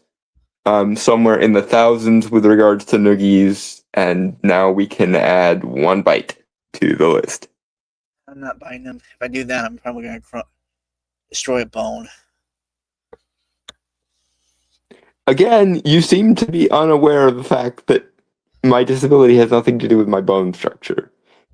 It's actually probably indicative of my bones being somewhat healthy that I've never broken one. Then again, I also drink like half a gallon of milk a day, so that probably helps.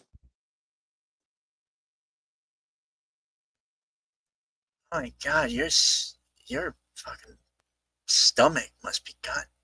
What the fuck? It doesn't really affect me. In fact, most of my calories probably come from milk because I drink shit a lot more than I eat shit. I don't want to rephrase that. No, I'm gonna let the phrasing linger in the air and add a giggity for good measure. Why not? Do you? That's I didn't know you were into that, Don. Okay, I'm not college, but Like I said, if you can do self-deprecating jokes, then so can I, bitch. no, yeah, that's what I was referring to too, Giant Troll. Like, it's not Don's disability; it's my ability of biting him that would break his bone.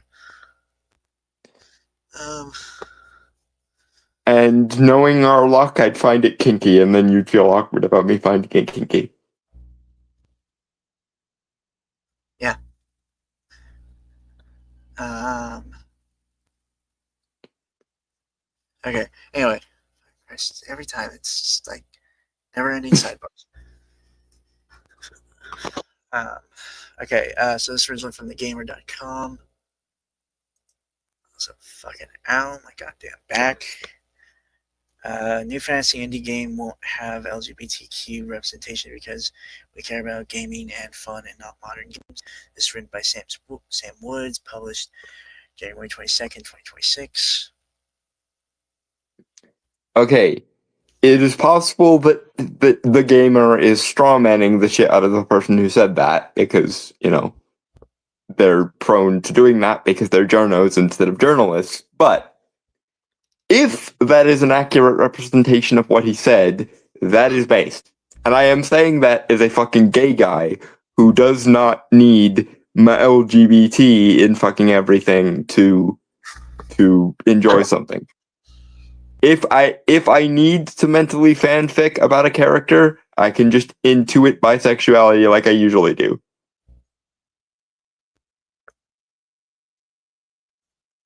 But that is the realm and domain of fan fiction. I don't need it necessarily to be canonized. Not that I mind if a organic canon ship like manifests itself of its own accord, like Husker does. Husker does is wonderful, but it's not wonderful because my LGBTQ representation. It's wonderful because I care about Husk and Angel and they make a cute couple, which is the way you're supposed to go about writing shit. Make it make sense and be valid and likable in universe, and fuck the politics angle. That's the biggest problem. You guys cannot differentiate between being gay or being any portion of identity or subcategory of identity and it not having political implications. You insist on there being this association between the identity and the politics, and it has always been one of your biggest and most insufferable blind spots. I'm a gay person, but I'm not LGBTQ because LGBTQ is a shorthand for the political shit, and I don't do the political shit. Piss off. And that doesn't mean that I have any problems with any of the letters in the acronym of the LGBTQ.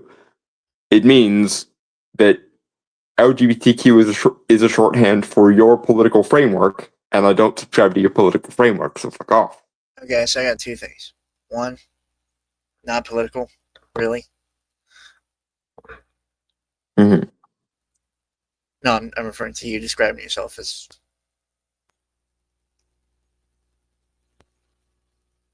That's. I'm gonna press X to doubt on that. What now? Well, you said you were. You said you're gay, but you're not political. I would. Okay, to specify, My gayness has nothing to do with my politics, is what I meant. I am very strident in my political positions, but my identity does not tend to shape my political positions. No, but what I'm saying is like you're very opinionated. I'm just. I am. It's just that. It's just that my identity has very little to do with my political positions until someone presupposes that I must have certain political positions because of my identity, and then I bring up that I have those identities as a counterexample to that bullshit. I was trying to make a joke. Clearly, it didn't land. Let's move on. Also, second, it's just like I was thinking about this when you mentioned them. It's okay. Just a question with me. I'm not like the biggest Handmaid's Hotel fan, but it's like something kind of came across my head when I was thinking about it. So I remember watching. Was it another? What was Husker's song in season 2? Love in a Bottle. Love in a Bottle. Okay. I don't know why I was thinking another drink, but. I guess the question what I was going to ask, it's a weird side tangent here just because like it just like crossed my mind immediately as I was thinking about this. Is Husker bisexual? I know Angel's gay. That's obvious. I don't know where Husker's orientation goes. I mean, as far as I know, he's never demonstrated any straight inclination, so he could very well just be gay. Be fair, in an image where it showed like he was an overlord, he had I'd seen someone done a breakdown of this. He had another feminine presenting man on his lap.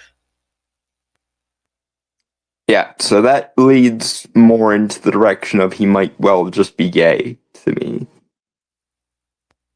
That's fair. I don't know. It's just like, to be fair. And it does kind of work with both his aesthetic and his personality that he is the masculine, probably top, and he likes femboys. Not something that I share, but I can at least respect that for Husk. And again, Husk and Angel make an adorable couple, so I want all the good things for them. Intro, it's the knockoff of My Chemical Romance, My Political Framework. What would their songs be? Like, what genre of music? Like political parody songs. Think like Weird Al meets Chris Ray Gun. I don't know who Chris Ray Gun is. Have I ever sent you any of Chris Ray Gun's songs? I'm gonna have to remedy the shit out of that. Not that I know of. Like, when all is said and done. I'm gonna be honest. You might have sent some like long time ago, but that's my memory. Like, the three songs of his that I really like is a Gamergate era parody of The Times Are Changing. A like early anti-SJW version of Under the Sea called Come BPC, sarcastically mocking the social justice types. And a parody of We Didn't Start the Fire called We Didn't Start the Sulk Just. I am kind of amazed that I've never sent you any of Chris Ray Gun's music. Again, not to my recollection, which I think we've established over the years that my memory is not that great. Well, if I've sent you them before, I shall send you them again so that you can now... so that you will know what I'm talking about when I mention Chris Ray Gun. Although, to be fair, he went a little nuts and ended up decrying all of his anti-social justice positions eventually, but that doesn't change the fact that the songs that he wrote while he was in anti-SJW were good. So there. All right. January 20, should have been a big day for indie game Knight's Path. Sorry, the story-driven action RPG set in the grounded low fantasy world inspired by the Holy Roman Empire. Released its first gameplay trailer on social media and on Twitter alone. It quickly garnered 2.2 million views. Nice. That joy must have been short-lived for indie developers Jan Tichota and Aman Chahor.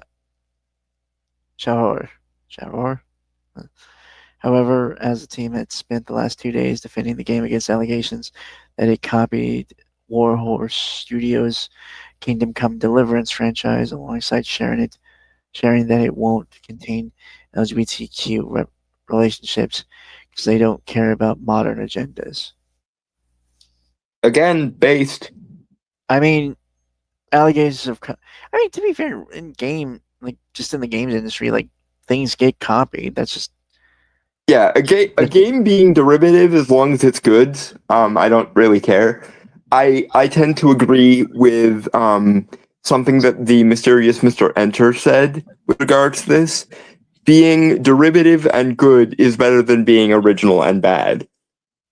To be fair, I've only looked into Kingdom Come Deliverance. It looks good. It's not. Again, and like I've tried to do like RPG games, like RPG video games. They're not bad. I enjoy them. Played The Witcher, Witcher 3 a little bit. It's a lot for me.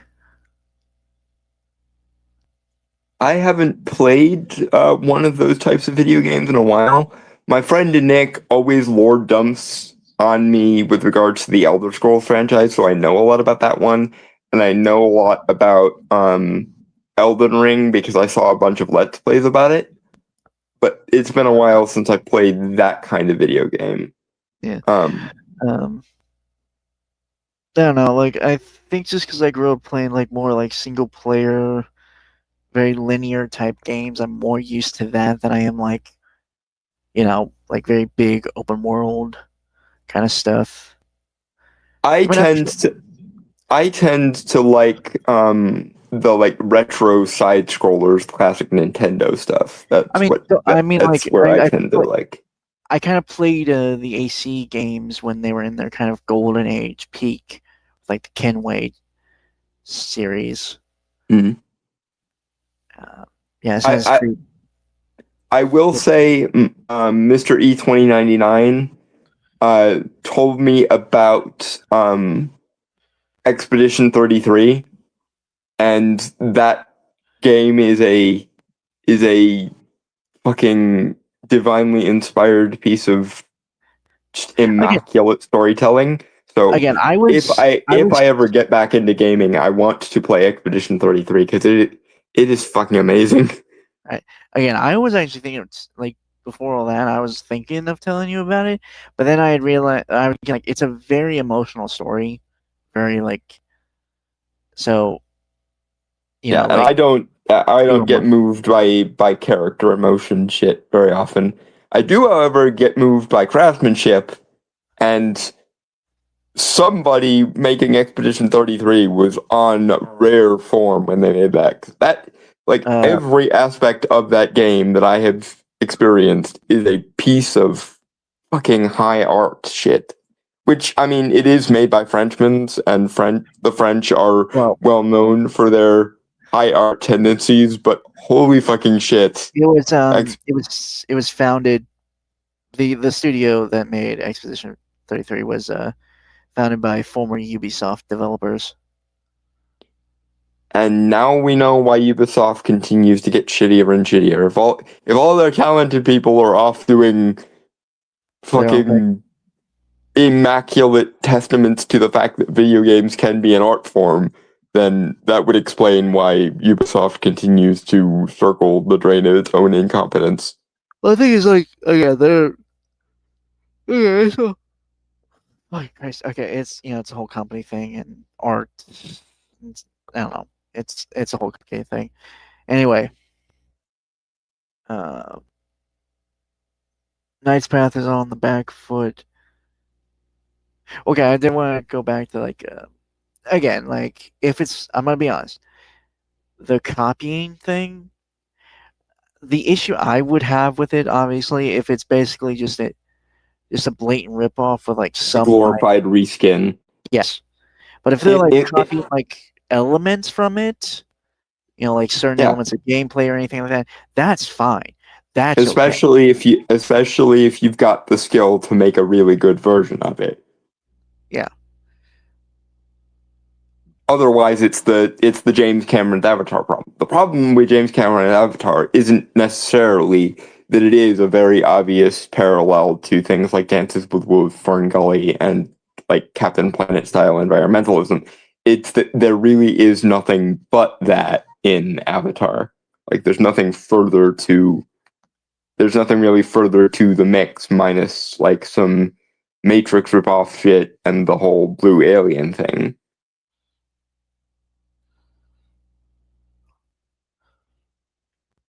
Well, the original stuff, more or less, is in the substantive. No, Supplementary material, I think is the word you were looking for there. a lot of words begin with like sub. So I was like, They do. Including submissive, but I'm bump fish. Sorry. God damn it! Sorry. Had to. No, dude. How many times do I have to say this? Don't say sorry when you're not. Okay, that's more grating and annoying. Fair enough. But I had to. Yeah, And if I hadn't, DT probably would have, because of the way you phrased that.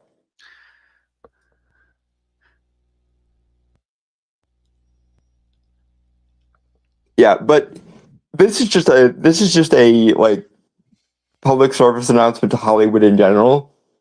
Hollywood, stop leaving the best parts of your stories in the supplementary material, in the novelizations and the comic adaptations and shit. If it's good enough to sustain its own supplementary material, it probably should be fucking in the movie. Same thing with stop leaving the best scenes in the movie on the deleted scenes cutting room floor. That shit's getting old quick too, especially when they're just expanded versions of scenes that actually made it into the movie. All right. Knight's Path is on the back foot as it defends against plagiarism and homophobia complaints. It's plagiarism, I don't care. Homophobia, he didn't do. I care about plagiarism when it's bad. When it's blatant, when it's a con, when it's a grift, basically. Yes. Yeah. Thank you. Okay. But so far as I know, there really isn't much in. I'm gonna be honest. This is the first time there isn't much substance to that particular accusation. I'm gonna be honest. This is the first time I've heard of Knight's Path. I haven't checked out the trailer or anything. Might check it out later on my own. Okay. It's hard to deny that Knight's Path looks a lot like Kingdom Come Deliverance. Sure, it's a medieval world, so there's going to be some overlap. But if you have shared any still from the trailer with me, aside one from the one with the dragon or the giant snail, I'd have sworn blind it was from either the Warhorse made epics, from either of the Warhorse made epics. Dakota and Chum vehemently denied they copied it, though. Okay, well, if I remember correctly, Kingdom Come Deliverance is a historical RPG set in medieval, I want to say, was it Poland? No, that's The Witcher. What the fuck was? No, it's also Poland. Like they're a Poland. Well, Polish then company. Poland is eating good in the pop culture space, I suppose. Hold on, let me look this up real quick, just so I'm not talking on my ass. And it was.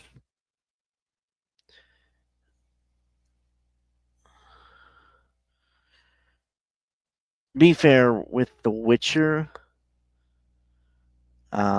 it's very odd because it's like it's its own world basically. It's made by a Polish developer, CD Projekt Red, but it's not and based on Polish novels, which themselves were ripped off from Elric Amalgamate. That Okay. plagiarism I do genuinely care about, because not only because Elric is better, but because the plagiarism is so blatant.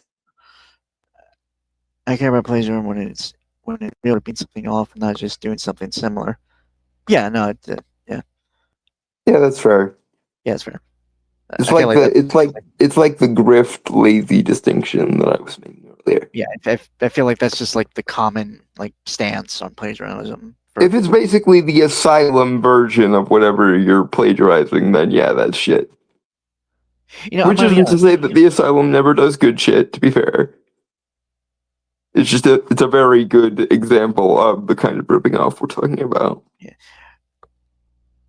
Yeah, the concept that kind of hurt that I think had a lot of potential was Avengers Grimm. Yeah, that looked like such a cool concept. Anyway, okay, so Kingdom Comes Deliverance, the first one at least, because is set in Bohemia in the early 15th century. Ah. Okay, and I want to just make sure because you never know if they set in a different one in the second one. Mm. Okay, yeah, no, it's still it's still set in Bohemia,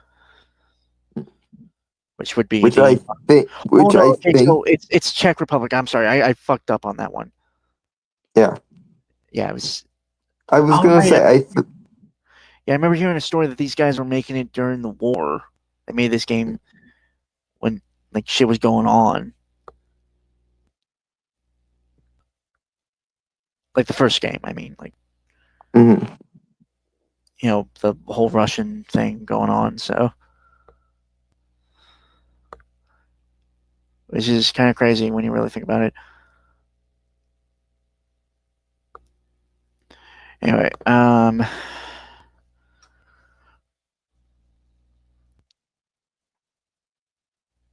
hold on, I'm gonna look up Knight's Path, see where that's set.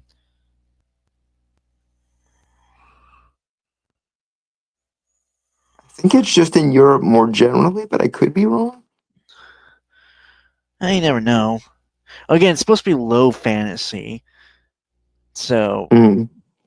okay, yeah, it's inspired by the Holy Roman Empire, so So what is now France, parts of Germany, and parts of England? For those that don't know what the Holy Roman Empire is. yeah.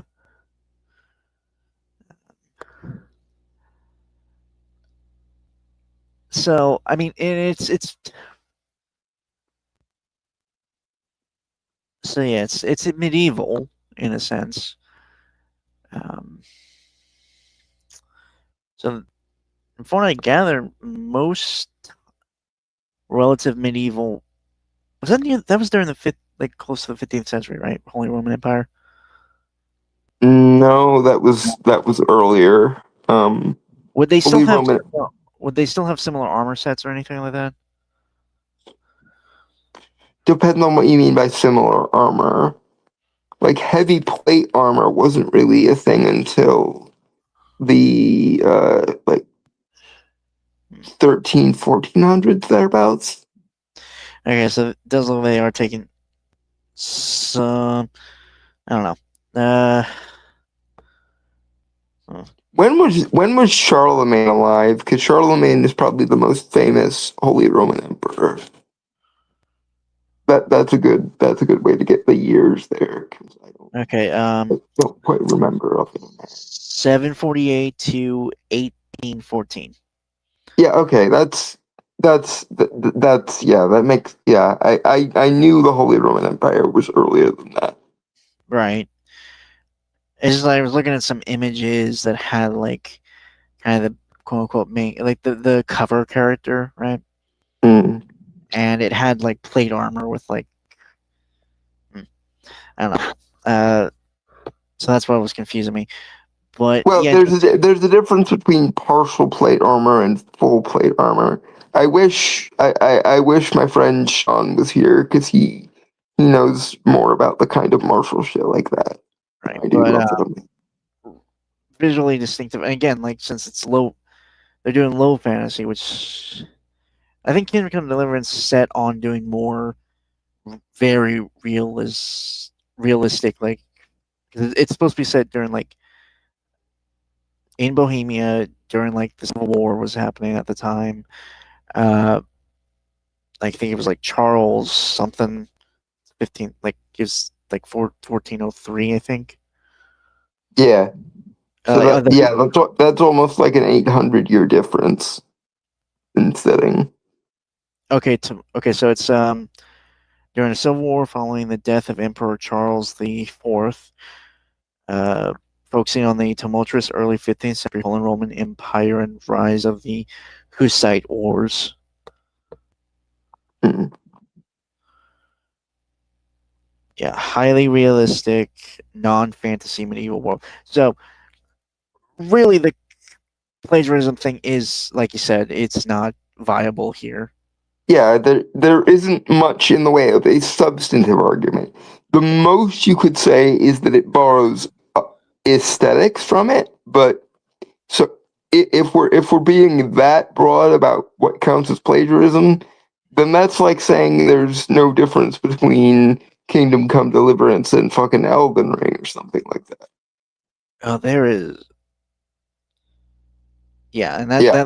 then that's if you really want to start splitting hairs there, that really becomes more of a discussion of aesthetics than Yeah, anything. it's like saying that every fantasy game that came out after Skyrim is a ripoff of Skyrim.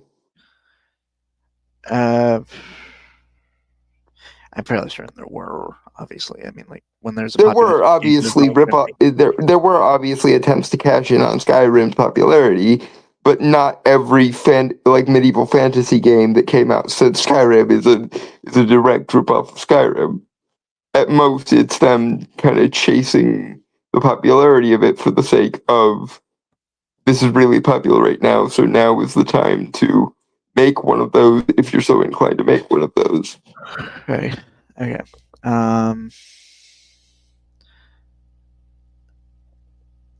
We have a lot of respect for Kingdom Come Deliverance and are genuinely grateful for how it helped show the Middle Ages as they actually were. The same goes for projects like Mana Lords, Half Sword, and Blight Survival.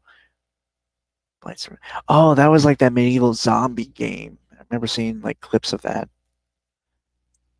I've heard of that. I don't think I've ever seen anything from it.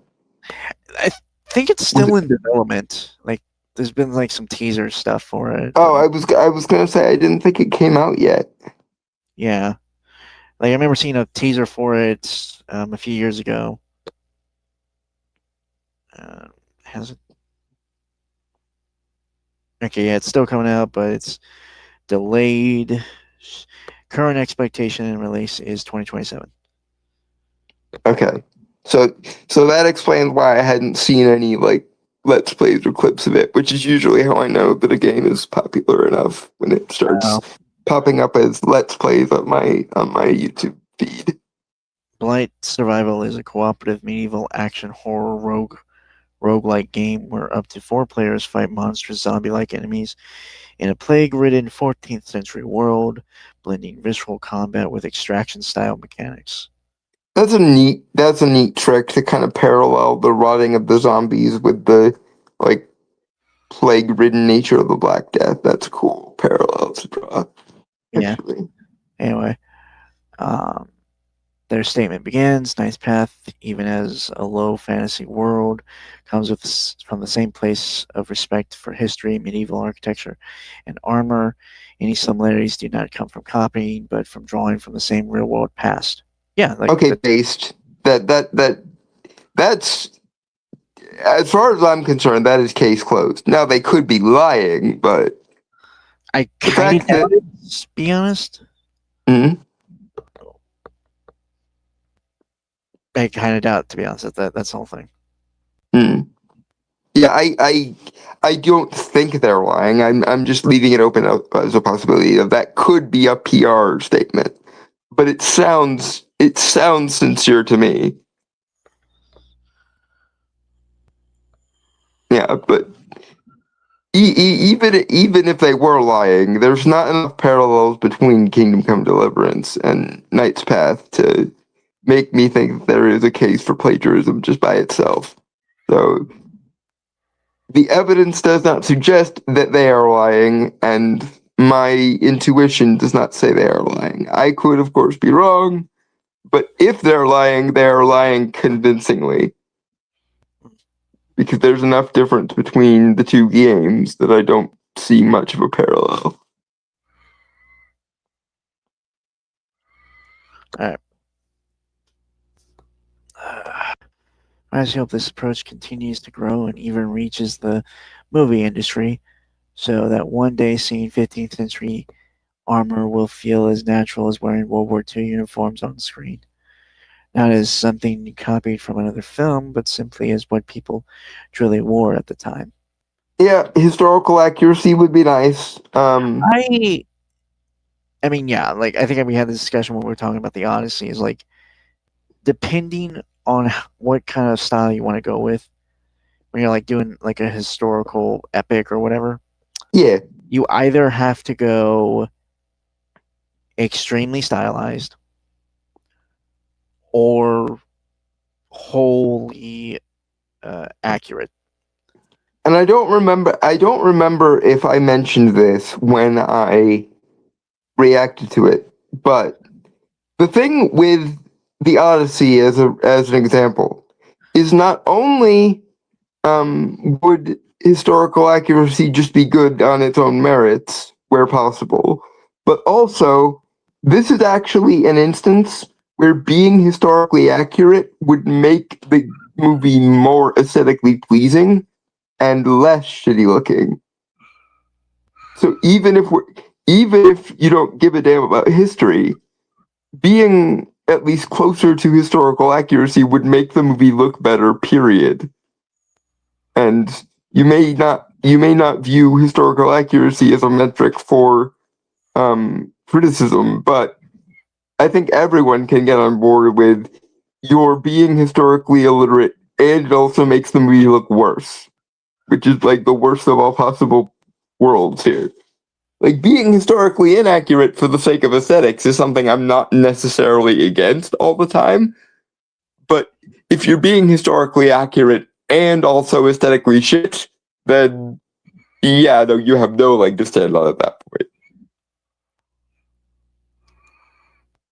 Because you can bending the rules for the sake of aesthetics, I'm more neutral on, but bending the rules and also being anti-aesthetic, yeah, no, you're the worst of all possible worlds at that point. Then, All right. moving on. Yeah.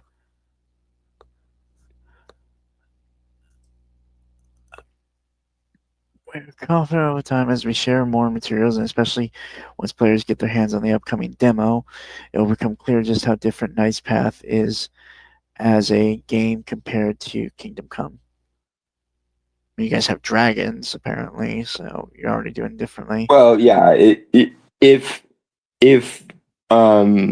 Kingdom Come is a hardline, no fantasy element game, then that definitely means that low fantasy is a significant departure from it.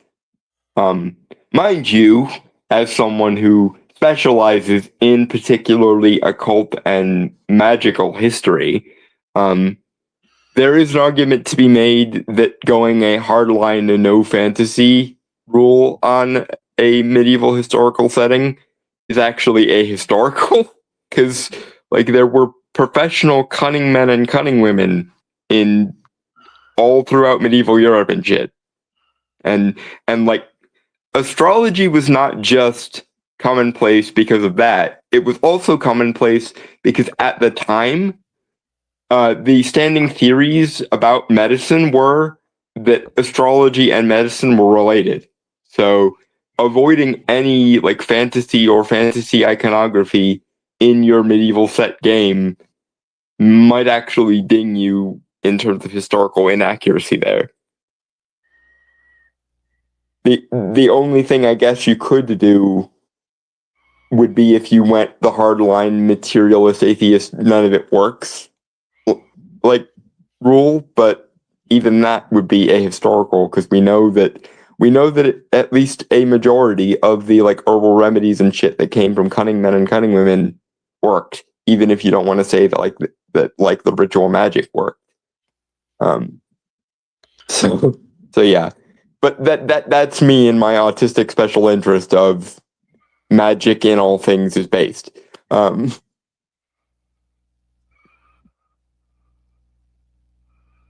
But even someone who isn't me or isn't magic obsessed would be able to tell you if they knew anything about the occult influences on medieval history that yeah, going a hardline, no fantasy elements at all is actually somewhat ahistorical on Kingdom Come's part. If that's what they did. I don't know what they did because like I said, I haven't played Kingdom Come, but if they avoided any mention of anything fantastical, period, then yeah, they're being ahistorical in that regard. Yeah. Knight's Path developers then directly address the Kingdom Come comparisons by sharing in progress versions of their art. Oh. Shots of the armor were.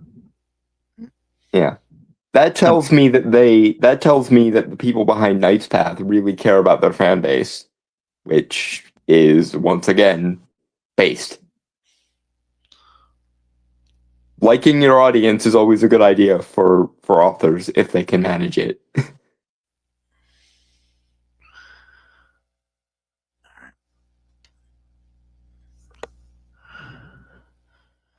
All right. Shots of the armor were accompanied by the words, "The Houndskull bassinets are based on real historical helmets and may naturally resemble those seen in Kingdom Come as they come from the same time period and scenes of landscapes by for the architecture we drew from what we know best, our home regions of Czechia and Germany and their rich historical heritage. We work closely with Clipping Magic on multiple artworks to ensure the architecture is grounded, authentic, and true to the period." I guess it depends on what phase during the Holy Roman Empire you are referencing. Because if you're going earlier than Kingdom Come Deliverance, then the helmets and shit would change. But if you're at least closer to it than I thought, then it's more excusable. Honestly, I want somebody to do a Charlemagne game because Charlemagne is to France what King Arthur is to England. And if you wanted to do a low fantasy Holy Roman Empire game set during the reign of Charlemagne, with using the like Charlemagne myth cycle as a template, that could be really, really, really fucking cool.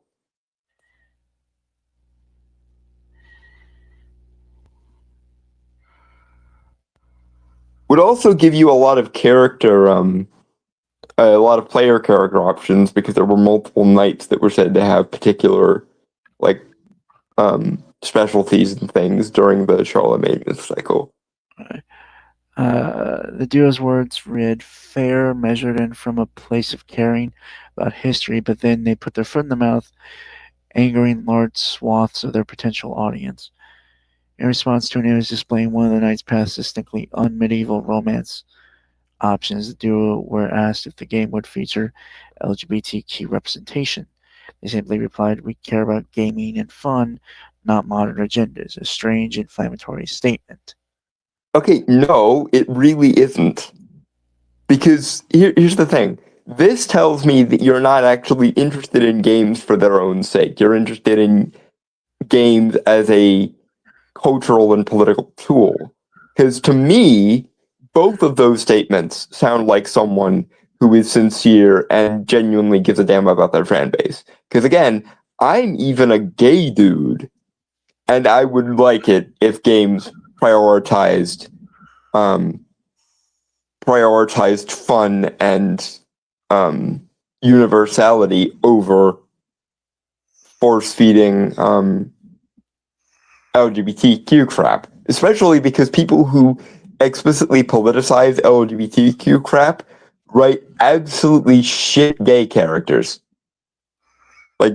Like even if I weren't opposed to critical queer theory and LGBTQ activism on principle, which I am, there's still the niggling little detail that that every time a Sweet Baby Inc. style sensitivity reader gets a hold of gay representation, they write the most absolutely insufferable and very often myopically stereotypical gay characters that it's even possible for them to create, because they would rather embrace the big gay Al stereotype to spite all the people who they think don't like gay people. They would rather do that than write gay characters that gay people and non-gay people could like and relate to and find interesting. And I don't think that's particularly beneficial to gay people. I don't think confirming and spiting the traditionalist straw man of gay people does anything but make people hate gay people more. And as a gay person, I would really rather you didn't do that, because I'm one of those centrist fence-sitting gays who just wants to be able to walk down the street holding my boyfriend's hand someday, or get married to my boyfriend and have the people at my wedding not cringe or try to moralize me afterwards. That's all I really want from like in terms of gay representation. I'm one of those I just want to grill type of gays. Like I just want to be able to be treated the same as straight couples get treated when it comes to like cultural acceptance and shit. And mind you, that means that some people who don't like public displays of affection, period, will react in exactly the same amount of distaste when I kiss my boyfriend in public as they would if a straight guy kissed his girlfriend in public. And that to me is just fine. Like if you have a hang up about public displays of affection and you're like universal and egalitarian about that, I don't fucking care. It's just people who react neutrally or even positively to straight couples kissing should mostly react in the same way to gay couples kissing, as long as those gay couples aren't like, wearing BDSM leather in public or some shit. Like if they're two normal gay guys, I don't see why they shouldn't get the same reaction as every normal straight couple. Okay. Alright, so Director, I have a few things to say. It's more than that. Many of them only understand. Okay, hold on. Plays devil's advocate and a bit worried there. Is he saying that just being gay is just a shit? It's not. We haven't gone there yet. I can't answer that fully. I'm not entirely sure. It's more than that. Many of them only understand gay people like the hyper effeminate and flamboyant types. Even a lot of the leftist gay people likely only have 2 or 3 more stereotypes for gay people because that's how the leftists see people in general. Should I? He also asked the question for you, Jen, for you. Should I repeat the political infection thing I said before for Brainstorm? I mean, it wouldn't hurt. To be fair, if you want to, DT, because I don't know if I could summarize your position as well as you could in that regard. To be fair, it makes sense that straight people would react negatively to gay people kissing, same as the gays would with straight kissing, or either if they are ugly, they ain't into that shit. Yeah, but okay, but that's the thing, and that's one of the biggest poisons of social justice. This like collectivist raising of consciousness shit. Not only do I think that straight people shouldn't have much of a problem with gay people kissing in public as long as they don't have a problem with straight people kissing in public, I also think it's fundamentally wrong if gay people have a problem seeing straight people kiss in public. And I think that's one of the biggest issues with what social justice has done to identities, and by making identities as opposing camps, because I swear there was a time between like the 90s when Tara and Willow's gay subplot happened in Buffy, and when Obama made gay marriage legal on a federal level, that as long as you didn't give a damn about public displays of affection, you would react in the same neutral to positive way when you saw a gay person kissing as you did a straight person kissing. Obviously not in the, backwards, hyper-traditionalist deep south, mind you, but there were places in the country where if you were a gay person or a straight person, as long as you didn't have a problem with public displays of affection, PDA, you would react neutral to positive when you saw anyone kissing their significant other. So I personally would say that it is wrong for gay people to judge and recoil straight people kissing, because if I was to allow that, if I was to allow gay people to get away with being repulsed by straight people kissing, that leads to the safe horny argument, the idea that our sexuality is moral and your sexuality is immoral, which is exactly the shit that I don't like when traditionalist straight people do it. So fuck off, both of you. As long as you don't have a problem with PDA, you shouldn't have a problem with anyone kissing their significant other in public, unless they're creepy, like kinky BDSM weirdos in public, in which case, yes, that you can feel uncomfortable about. But if you're a normal gay couple and a normal straight couple, in my ideal future, the reaction to seeing either of those two couples kissing in public is the same: shrug, neutrality, or hey, good for them, they found a significant other that they're in love with. For everybody there. Now, that might be me being an idealist, and of course, that will never perfectly come into fruition. There will always be assholes, but there was a time when it was a lot closer to the truth than it is now, and social justice is largely to blame for that, with their whole collectivist raising of consciousness of identity bullshit.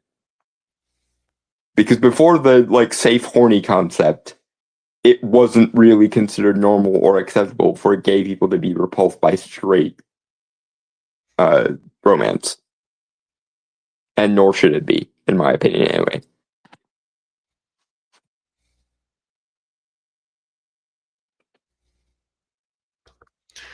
All right. Okay. Thank you, Giant Troll. I was reading as you explained it.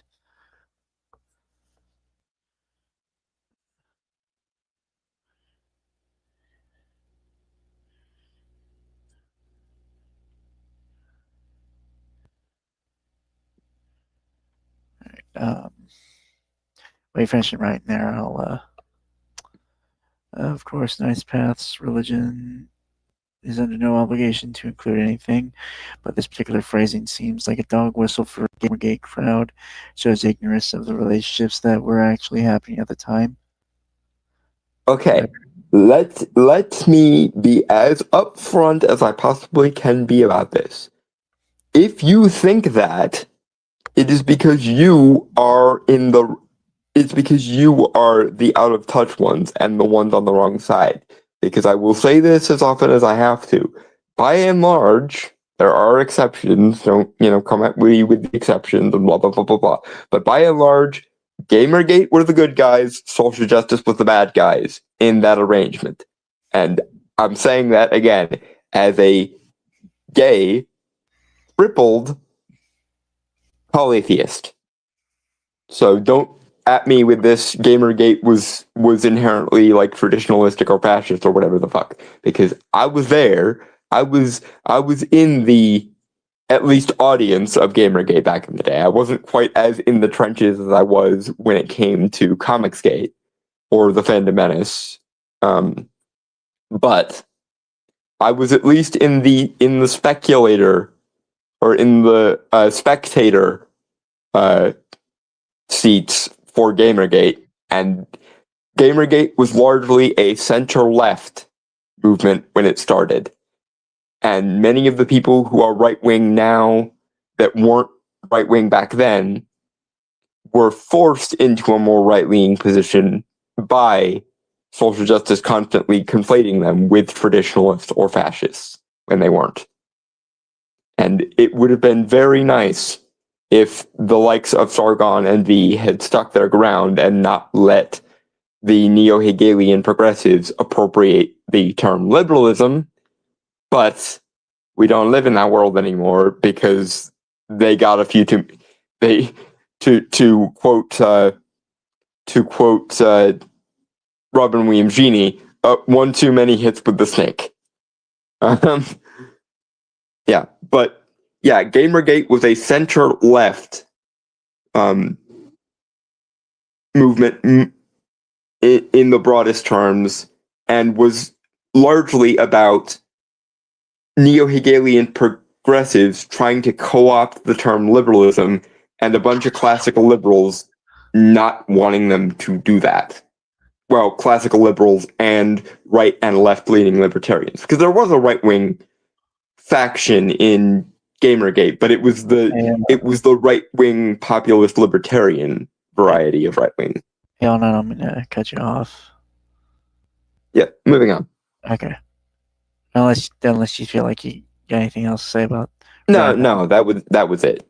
Okay. I was just I ended up rambling just for precision's sake, but yeah, that was it. Cursor Google shirts on the topic shows dozens of real historical recollections of homosexual relationships. And while they may have been looked down upon, they were certainly a big part of the time. Naturally, their tweet did not go down well and was lambasted by the masses, with even Blarian's director of publishing getting in on the act. Arguably, the most pertinent response to the situation came from one user, though who simply said, from a business standpoint, you could have said nothing too.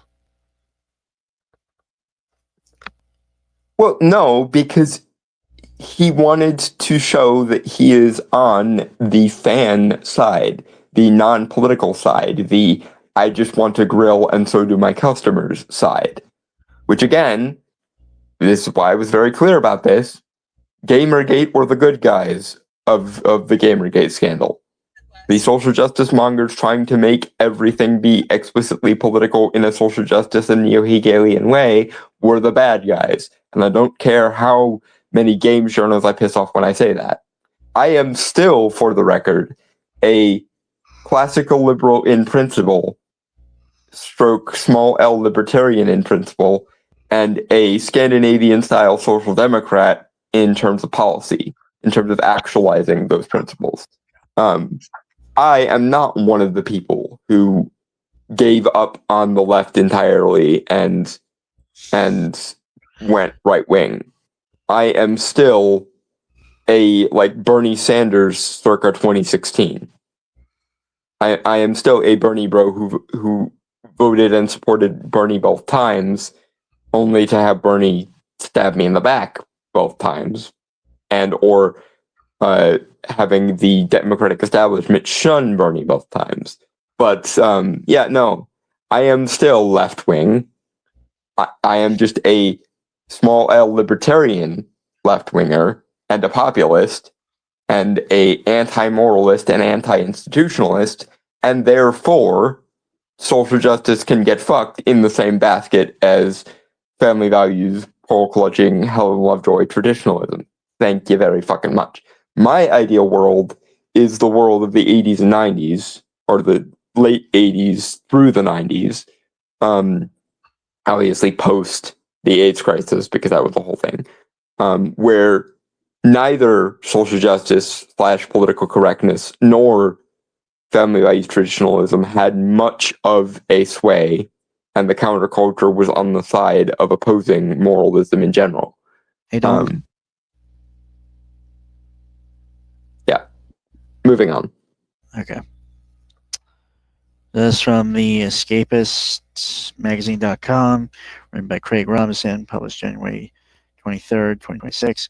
Indie game Knight's Path goes viral twice, first for authenticity, and again for the culture war. It's only a culture war because y'all are on the wrong side of it. I'm going to Chad yes Gamergate for the most part there. Again, Gamergate were the good guys, social justice was the bad guys. In summary. Several days ago, indie developer Jan Tikota published a game trailer for a promising-looking third-person medieval action game, Knight's Path. The game showed some pretty strong historical representation, taking into account historical European martial arts, authentic art styles of armor and setting, and more. She both praise and criticism for its similarities to Kingdom Come Deliverance. That said, Warhorse was also authentic to the time and place to make an authentic setting of the central Middle Ages of German and Czech design. Even Manor Lords has inspirations and authenticity checks to that period, with the developer even consulting an armor expert. Yeah, cool. And another great example of authenticity making a lot of difference was the early Assassin's Creed games, not the modern ones, because they've lost the plot on giving a damn about historical authenticity, and that's why their fan base is largely pissed at them. But the classic Assassin's Creed games gave a lot of fucks about in-universe consistency and historical authenticity, and that is by and large a based position. Not saying it is the end-all and be-all of quality, but it is certainly a factor that contributes to good quality if it doesn't contradict all the other shit.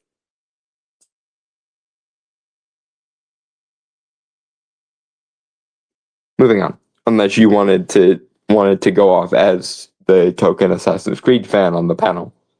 No. I brought that up specifically so that you could segue into talking about it if you wanted. Well, I said hi when you said people don't like the modern games, because they ceased to give a fuck about the things that made them good in the first place. Like so many IPs. I'm going to be honest. I have kept an eye on it. Main issue is, for whatever reason, the higher ups don't let the creatives continue the good stuff that they've introduced in the new games and just keep trying new things constantly. Yep, like so many other IPs that are not allowed to give a damn about things that they've already established because that's forbidden for some reason. I don't know. It's such a complicated issue. I don't want to get into it because, again, just time. Yep. Moving on. It's great to see more games aiming for historical authenticity to help build an immersive, more realistic experience for history buffs. While the general feedback of the gameplay trailer for Knight's Path was positive, it reached millions on X in impressions, showcasing its viral reach. Controversy over representation comments. It's not stopped by being shared, albeit for reasons other than authenticity. Fans asked developer if there was any LGBT representation in the game. Even KCD2 offered homosexuality options in the game for representation, but the dev responded, "We care about gaming and fun, not modern agendas." And I will once again say, as a gay, crippled polytheist, that is the correct answer to that question. I don't care. The I just want to grill and I want my audience to be able to have fun position is the correct one. Everything does not need to be political, and even if everything is political in the most broad, nebulous sense possible, because people for some reason forget the word philosophy exists, or philosophical exists, it being political in the broadest possible definition of that word does not give you license to morally and politically dictate narrow and especially not identitarian politics. Because that's the thing. Something can even be political without being identitarian in its politics or neo-Hegelian in its politics. A classic example that I always bring up of politics in a context that actually made sense, but have nothing to do with social justice, nothing to do with neo-Hegelianism, nothing to do with everything is political rhetoric, is the Cadmus story arc of Justice League Unlimited. In that show, you had characters with different philosophical and political outlooks. The question, for example, and I use this example all the time because it's the clearest cut example of characters having almost diametrically opposed philosophical frameworks, but still being able to be friends and be on the same side and have actual in-depth political discussions. The Question is a Randian objectivist, always has been. He was designed to be that kind of character. And Green Arrow is an old school lefty who believes the government must do for people the things that the people can't reasonably be expected to do for themselves. And that's not even me summarizing. That is literally a line in one episode of the Cadmus story arc of Justice League Unlimited. And yet, you will note, no oppressor-oppressed dichotomies, no thesis-antithesis dichotomies from Hegel, no our identities inform our politics, or our politics are dependent upon our identities. None of that. It was a pluralist examination of two characters having different political views for different reasons and still being able to philosophically explore the debates and discussions thereof. And the thing is, The Question and Green Arrow got along perfectly fine with each other. And their difference in politics never drove a wedge between them or became a two-dimensional reason for them to hate each other or anything. Yeah. Hey, sorry about that. I was looking at the comments and it said new comments, and I was trying to see. I tried to click it, see if it would show me it, and I actually clicked the comment and it showed on there. I don't know why. It was weird. It's because you have host privileges on the StreamYard thing.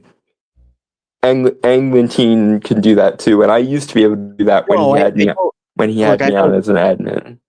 No, I know that. I'm just saying, I don't know why it was showing me new comments when there weren't any. I think StreamYard is trying to adjust settings or formatting, probably is the thing there. I don't know what they're doing, but that probably strikes me as though they're trying to workshop a new subheading or something. Well, no, it happens when you're scrolled up in the chat when new things pop. Oh, I see. And it didn't have any new ones to show you. That's weird. And it's not the first time it's happened, but usually I just scroll up and scroll down, but it was still showing. So I thought I'd click it, thinking it'd show me any new ones that did. But no. Anyway, naturally, there's some people over the last day ragging on it. It follows similar counter-protesting that the developers behind Lords of the Fallen 2 have used to market the game, claiming you're not making political statements is at this point a political statement. See, this guy supports your game because of it. Only if you're addicted to politics. I know this is going to make your brains melt, guys, but some of us can have philosophical positions that aren't necessarily political ones because we don't hyperfixate on politics as our only means of being intellectual. And moreover, even when we have political positions or philosophical positions or even just opinions, sometimes we can suspend those in the same way we suspend our belief or belief for the sake of indulging in a IP that we like. It's normal to be able to turn your politics off some of the time. You guys are the weird ones for not being able to. Durantral says, think it's just poorly worded or we should be concerned. He's one of those being woke, gay as woke people. I mean, I'm going to agree with you. I think it honestly is just kind of poorly worded. It does seem a little vague in my opinion. The way he phrased what he's aiming for as fun and engagement suggest to me that he's not one of those being gay is inherently woke people. I think he just explicitly avoided gay stuff because he didn't want the like bear fucking thing from Elden Ring type people to I think it was Baldur's feel like Gate. he was politically agreeing with them. I think it was Baldur's Gate that happened. But yeah, Baldur's Gate was the bear fucking thing, which is it's weird that I mentioned bear fucking and you immediately like knew Well, I remember- exactly what game I was talking about. But Didn't we cover that? we did, yes. Yeah, so yeah, that's why I remember it. Yeah. But yeah, my guess is it's not that he thinks being gay is inherently political. It's that he just didn't want to give credence to the Baldur's Gate bear fucking sorts of people. The people who need some outlet for their politics and everything they engage with. I could be wrong, but he seems like one of those I just want to grill and Chad, yes, that's a good thing people. Drangel says these are the people who try to argue there is no difference, at the very least morally, between real life and fiction. Actually, a lot of right wingers are doing that too now. Yeah, fair enough. Yes, and those quasi traditionalists can go fuck themselves as well. Okay, moving on. That some people have dragged up an old poll of how people want their women to be represented for several months ago to decide what the female romantic interest could look like. When combined with a poll that reads like a Twitter narrative of ugly women in video games, it does seem political to many online. Well, yes, that actually is to some degree political, but it's the developers and writers' fault if it's political in that regard, because an element of intersectionality, an element of social justice, and even to some degree an element of like post-Frankfurt School neo-Hegelianism is this idea that aesthetics are a harmful social constructed delusion that we must take a moral stand to deprogram people out of by making the most aesthetically unpleasing characters we can to wake people up from their addiction to aesthetics, quote unquote. And yeah, no, those people can fuck off because those people are explicitly making it political. Aesthetics are not immoral. Period. Giving a damn about aesthetics or thinking that a concern for aesthetics is normal is not a political position. Y'all are the weirdos in that case. The people who think that aesthetics are a harmful social construct you have to deprogram people out of for some kind of moral virtue points are the weirdos. And that's the thing.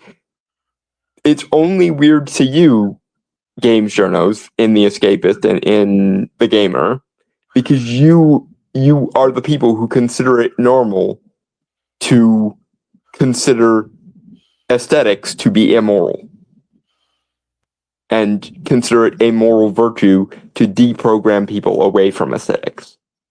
And I'm sorry, but that doesn't make the people who are in favor of aesthetics weirdos. That's you not being aware of what normal actually is. And I'm not even in favor of norms for norm's sake, but you are claiming something is normal when it is not, which is an actively counterfactual position. That's the issue. It's not that I think norms are inherently to be respected or anything. It's that you are representing the alleged normal position to be something it is not, and thus being counterfactual. And when something is counterfactual, it is the business of any person with enough neurons to rub together to correct that factual error. It is not normal to hate and vilify and consider aesthetics to be immoral. It is only normal in your bubble because your bubble is comprised of that ideology. Moving on. Okay. Everyone is going totalitarian nowadays, says Dragon Turtle. I'm not sure how totalitarian pluralism would work, but I suppose it's possible. Right. I'm going to keep reminding myself that it is in theory possible so that I don't fall victim to it. But Okay. Hey, I'm not so gonna far, lie. Hey, it guys, strikes me as very counterintuitive for pluralism to be totalitarian. guys, I'm not trying to rush here, but I would like to actually get bundled up in my bed and go to bed warm. So Yes, until I can find you more blankets to get. no, I got other blankets. I probably just gotta wash them. Hmm. Yeah. I gotta see which ones we got. Actually, now I think about it.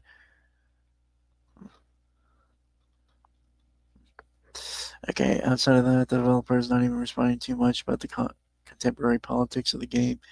Most of the replies are about mechanics of the game, showing authenticity, the setting, and improvement in animations, answering questions on roadmaps, historical themes, combat styles, and build options. Yes, stuff you're supposed to be talking about with a fucking game.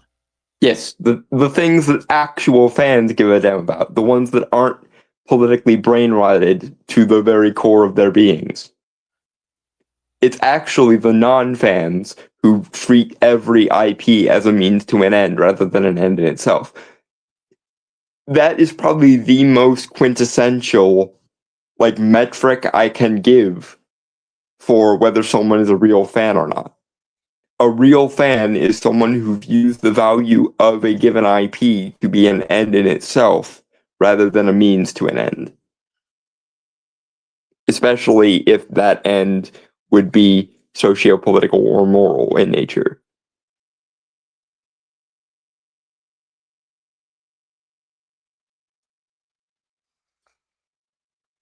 Moving The on. people who, yeah, Sorry. sorry. It's just like you went really you went quiet there for a second. Yeah, sorry. I paused because I was looking down at what DT was saying to see if there were any new comments.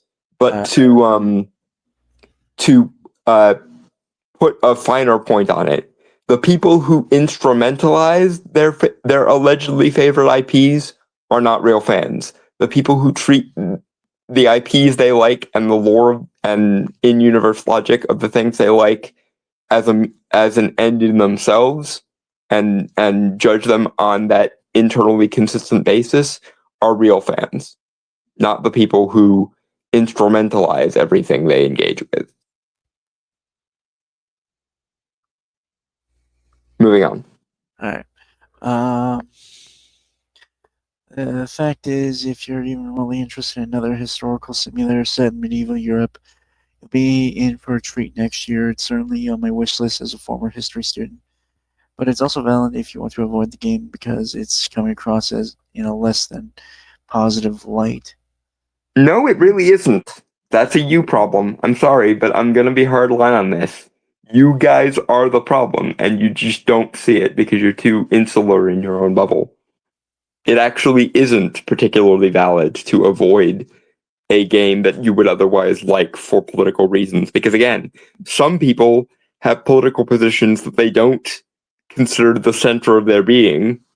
And even those people that do consider a principled political stance to be fundamental to their being are capable of switching that on and off and turning it off when they're indulging in fun rather than keeping it always on and ruining the fun for themselves is the normal position. And not only is it the moral position, but in this instance, it's also the base position. You should not hyperfixate on politics to such a degree that it becomes the only metric for intellectual or moral, opinions that you have.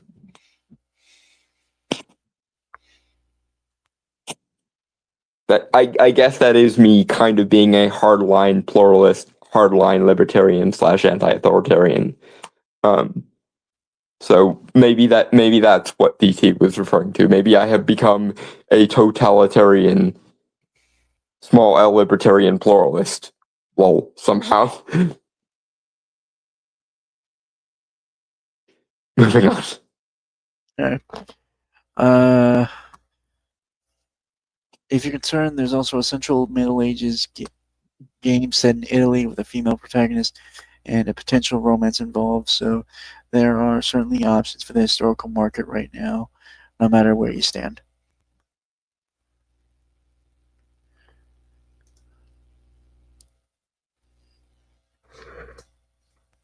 Hello?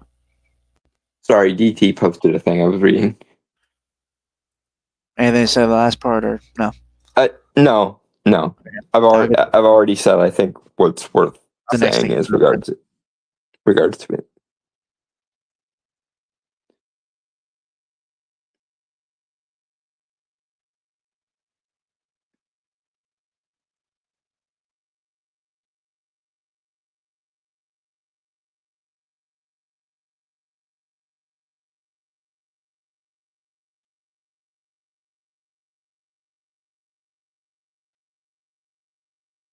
Well, but that's what you're describing as the bad part of instrumentalizing is what I meant by instrumentalizing DT. I think that might be a definitional issue.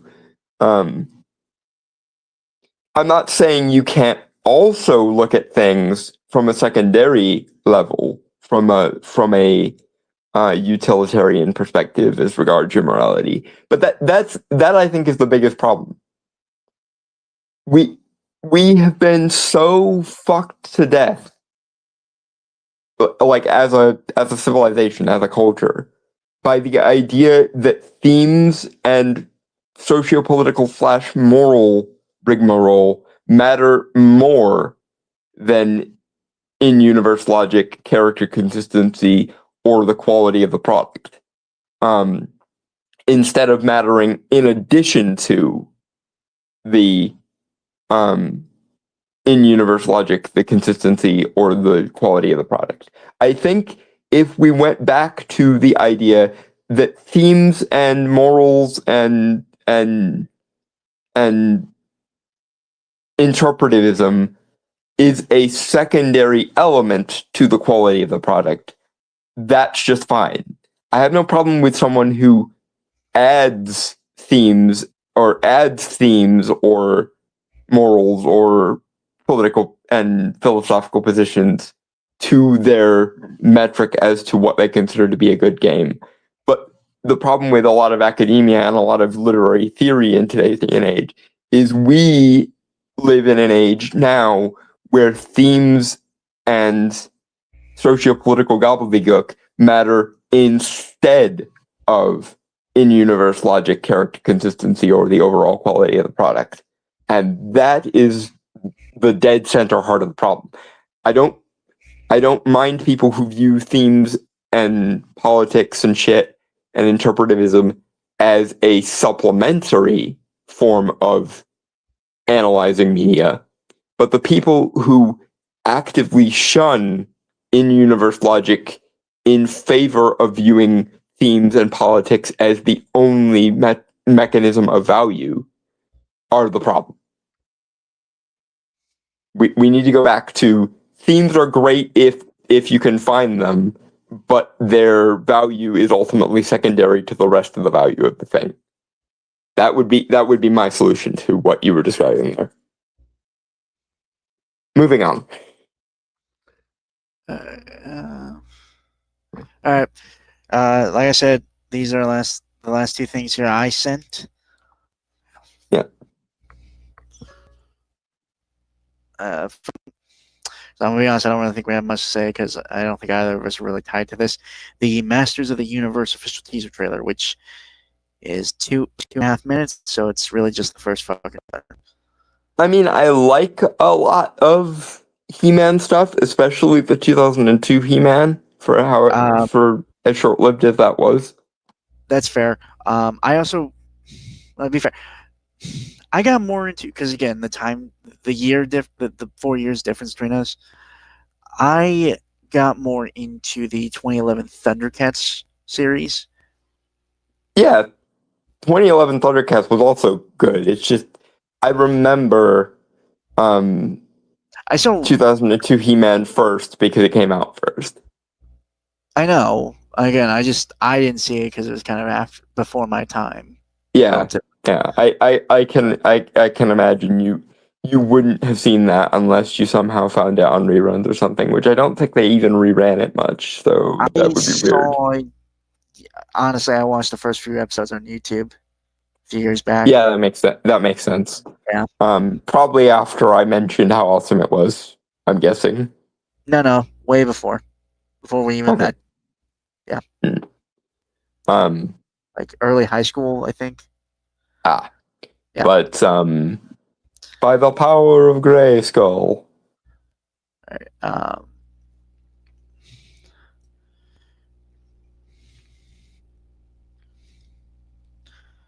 Okay, give me a sec. Okay, there we go. All that stuff that only exists in legends and bedtime stories. Talking tigers, spaceships, and magic swords that can make a man as mighty as a god. Where I come from, that stuff is real. Real over here too. People just don't like it for whatever reason that it is real, and they don't like acknowledging it. What I've seen, I agree with this one YouTuber I've seen. Isn't woke, or at least too early to tell, but is that we need to make and perspective characters starting on. Okay, he's still rating it, so give me a second. I did actually recently check out the I think it was like 2022, maybe 2023, CGI animated Netflix He-Man and the Master of the Universe series. I don't remember that one. I remember the She-Ra Netflix one from a couple of years ago. And I remember Kevin Smith's version, but I don't remember the computer animated one. All right, hold on. Let me read the full Let me read the comment in its entirety. From what I've seen, I agree with this one YouTuber I've seen. It isn't woke, or at least is too early to tell, but is that we have to need to make them an everyman perspective character starting on Earth. Eternia is too much for people to buy into, and the he/him thing might be a pun on He-Man, plus just how offices are now. Yeah, I'm worried about that. I don't want them to do the Dolph Lundgren thing again, because I really don't like the.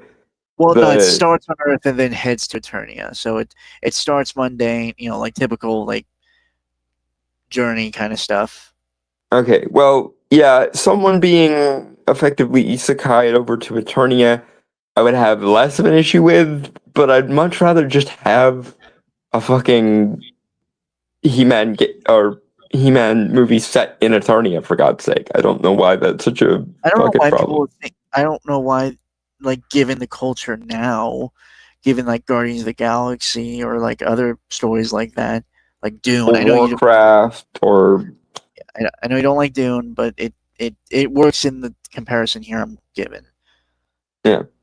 Other worlds, other places, it's like you don't need to start fairly normal in like a post Harry Potter, post Lord of the Rings fantasy landscape. Yeah, I don't know why you wouldn't just make a He-Man movie set in Eternia. Especially because everyone who's going to be interested in watching this, for the most part, is going to be people who grew up on one or more versions of He-Man, which is set in Eternia, for God's sake. Right. But I do want to mention, like, I honestly would recommend the CGI animated Netflix one. I think it did get canceled after a few seasons, like a lot of Netflix shows usually do. Because Netflix always does that, yes. Yeah, but it's really good. I will have to look it up next time I'm scrolling through Netflix. Yeah. The only Netflix He-Man things I was aware of until you mentioned it was the She-Ra thing from like 2019 and the Kevin Smith one that we talked about that screwed over and subverted the IP. I believe Benjamin Diskin plays Skeletor in that series. The name is familiar, but I can't place it. Where do I know that name from? Fuck. I don't. He's done a lot of stuff. I know that. Hold on.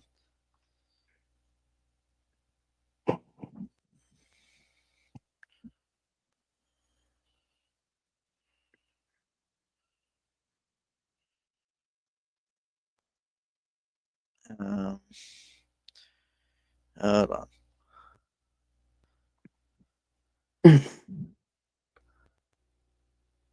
It's why even for romance comes and sitcoms, they can't even just make it real life modern day, but need it to be from the perspective of people in their target audience for normies to relate. Well, romance stuff is very like upper middle class coded because, frankly, in a lot of ways, the working class is more cynical about shit. Only the people insulated enough to be idealists usually wind up being the protagonists of romance stories. He's a prominent voice actor. He's been doing it for a long time. Trying to look for something that we all.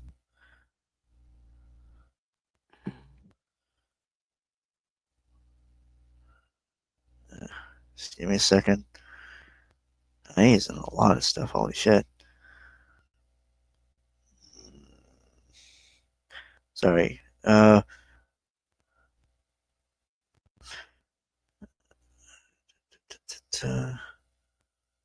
Sorry. Okay.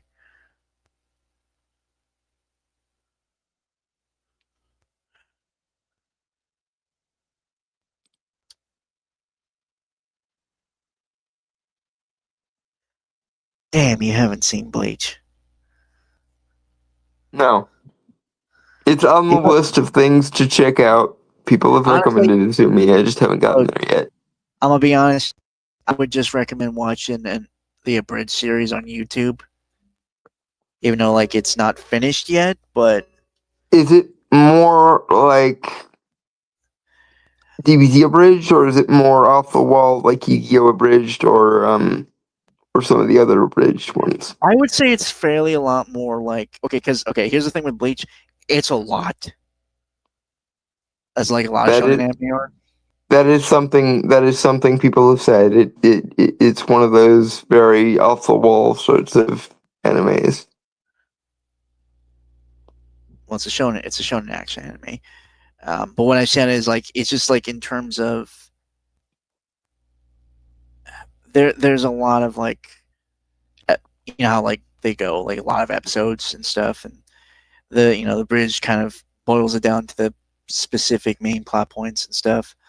Frankly, I would prefer if Western shit started going the anime route in terms of episode numbers again, because like, I know I'm an old man with regards to this point, but back in my day, oh my god, 13 episodes was half of a season, and like 20 to 24 or 20 to 26 was a full season. And we need to fucking go back there. Okay, so he wasn't in Hey Arnold. Eugene He was or Holt wasn't in Hey Arnold? Was. Okay, who was he? Clearly, I'm going to tell you. Go ahead. Eugene Horowitz. Eugene Horowitz. He was Eugene? Yep. I loved Eugene. Poor kid. Got hurt about as often as Jimmy from Ed and Ed. He got hurt. Fuck. Oh, he was number one. He was also number one in Kids Next Door. That was the same voice actor all this time? Yep. Holy tap dancing Christ, that guy has range. Also, apparently, he was number 2. Okay, holy fucking, I reiterate my previous point. Holy fucking shit, that guy had range. Do you remember Han from The Last Airbender? Avatar The Last Airbender? Say that name again? Han. He was in 2 episodes, apparently. No. He was in Avatar. Okay. Eddie Brock in The Spectacular Spider-Man. Holy fuck, that guy has range.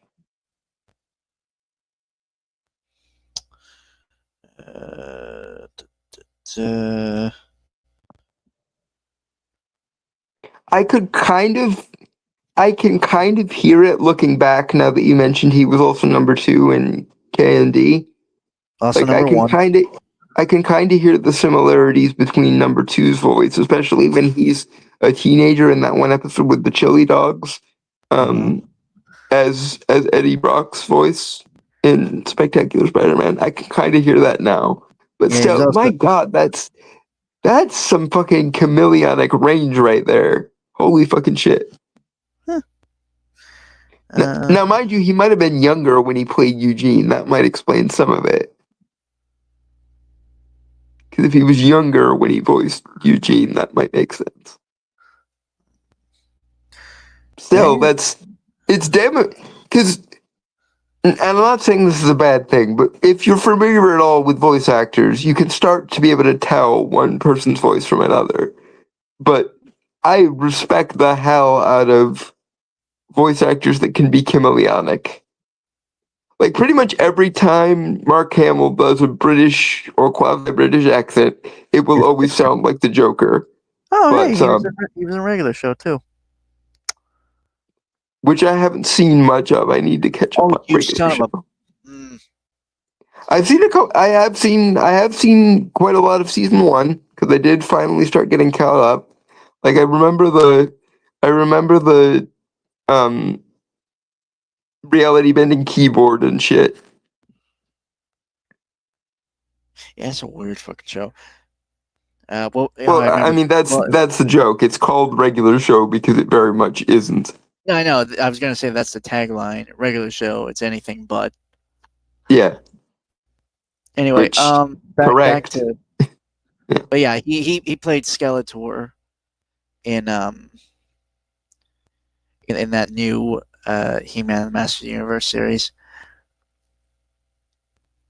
I'm just curious what he's gonna sound like, honestly, because again, I respect the shit out of a voice actor who can like chameleonically disappear into the role, and Well, I did not know that half of those characters were the same fucking voice actor. he was So also good the for voice. him. Well, he was the voice of. I've seen some people compare this when I watched a review of the series for his performance of, because they originally had him as Keldor before he became Skeletor in the first season. They had him Oh. transform, yeah. So the transformation of that. So he was kind of given like when he was Keldor, it was a little more deeper of a voice, and apparently he was in Kingdom Hearts as a. And I'm actually not going to get into that because I know you never played Kingdom Hearts. When you said Kildor the first time, I heard Kilgore, and it made me think of Kilgore from My Life as a Teenage Robot. But I know for a fact that's Karen Strong's voice in the case of Kilgore. Keldor, which was Skeletor's actual name. Yeah, yeah, like I said, I heard it. I heard it after a second, but when you first said that, I was like, "Holy fucking shit!" He did a kick-ass Karen or Tara Strong impression, and he was also Kilgore from My Life as a Teenage Robot. Lol. But back move to on. this. Wait, okay, let me look up the cast because I know Skeletor's in this, obviously. Mm.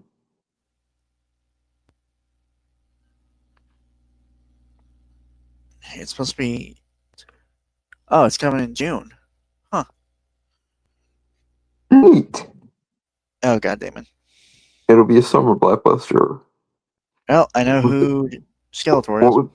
what was the goddamn it for? Casting of Skeletor. Rip the band-aid off now, so I won't be disappointed Oh, wait, later. okay. Well, now I'm a little. Okay. Skeletor's casting is a little odd, and it's directed by Travis Knight. Okay, now I was neutral on this. I was waiting to see if they were gonna ruin it or not, but Travis Knight when he's on his game is really fucking good. Oh, wow, they got a actually pretty good cast, more or less. Okay, but Jared Leto's Skeletor. You know, he's better at villain roles than he is at trying to play heroes. So if he kind of leans into the like Camp. weird character actor camp, niche that he has, I can see that work. Okay, I know we've had whole discussions about the whole separating artist from art and stuff, which is fine. Mm-hmm. But Jared Leto's a fucking weirdo, right? He is, and his method acting bullshit tends to backfire on him more than it helps. But Okay. Also, Idris Elba is Man at Arms. okay, that I my optimism for this is slowly rising. Who is Adam? Nicholas Galitzine. I have no idea who that is. He's a relatively young actor. Which, going for a relatively unknown for a character as important and distinctive as Adam or He-Man. He's 31. He's been in stuff since what's the earliest here? I'm looking. Okay, hold on.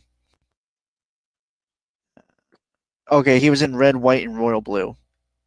The question is this: if this is his first starring role, if this is his breakout movie. Actually, I'm more surprised you didn't react when I said Red, White, and Royal Blue. I don't think I've ever seen that. Really? It's really up your alley. It's a romance movie. Like, Yep, never seen it. okay, okay, yeah, he started working in 2014. So Yeah, so he's still a relative unknown. This might very well be his breakout role if he does well. Yeah.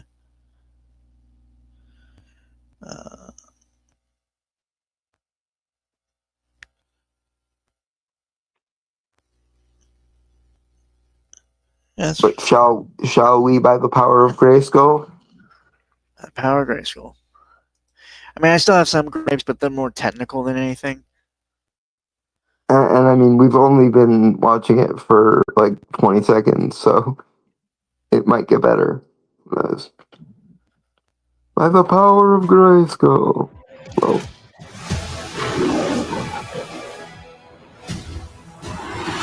Why did you say I'm a little sorry. Safe. This isn't really germane to anything, but I am a little bit disappointed that they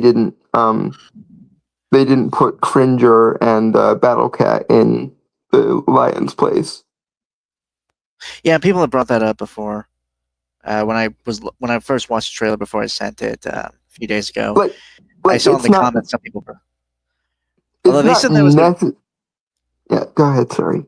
I was gonna say, like, if they were real people making this movie really into He-Man, they would have done that. I can see their point, but I also think that's a bit of overzealous. It's not necessary, but it would have been a really nice Easter egg, and it would have filled me with a bit of extra confidence. They do. I mean, they do have Cringer in here, obviously. Yeah. I'm also reminded that Cringer in, again, that anime, he's like the mentor father figure. Is actually like quite brave and stuff. Oh, they actually kind of gave him a bit of sapience there? Yeah. That's cool. Yeah. He actually gets the name. He's got a whole backstory with like Beastman and stuff. I believe he's voiced by Scott McNeil. Okay. For those who don't know who Scott McNeil is, prolific voice actor, mostly in the 90s, early 2000s. He voiced Silverbolt and several other characters in Beast Wars, and he was Wolverine in X-Men Evolution. Okay. Now I know who you're talking about. Yeah. Great actor. Voice actor. I am curious what they're doing with Cringer now, because while Cringer does have some intelligence in he's mostly original a pet, right? Yeah, he's somewhere between Courage the Cowardly Dog and Scooby Dooby Doo in terms of his intelligence, and he doesn't speak words very often. Yeah.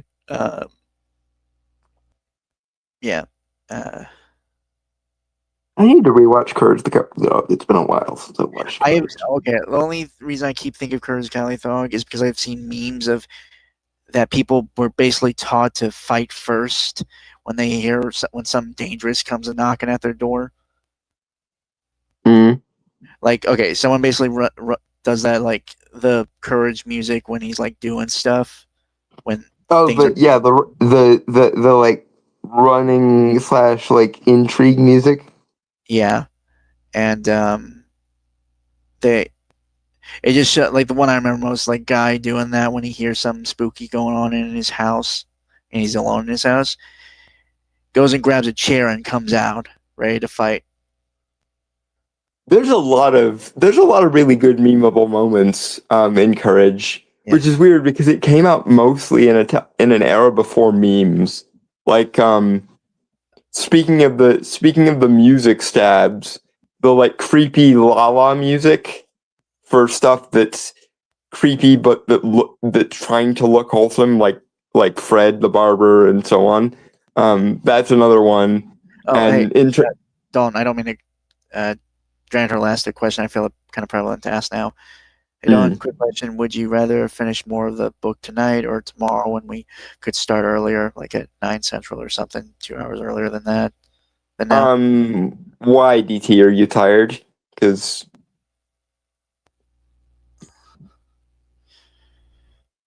if we can start by like midnight, we can do it. I mean we can also do it tomorrow. I have no objection to also doing it tomorrow. But if you're tired, then yeah, we can put it off. But as long as we start by like maybe 12:30 and don't get too sidetracked before we start it, then we should be good, in theory. Anyway, yeah, by the power of Grayskull.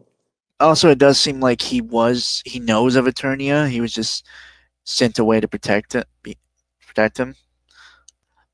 And it looks like he's coming back. So I know there's the trope of that story, or like the basis of that story. It's like, being sent away, come back and reclaim. I don't know the name for it. The term you're looking for is the prodigal son returns. Huh. That's what the trope is called, or the return of the prodigal son. Sometimes. Okay. Anyway. Power Grayskull. By the power of Grayskull.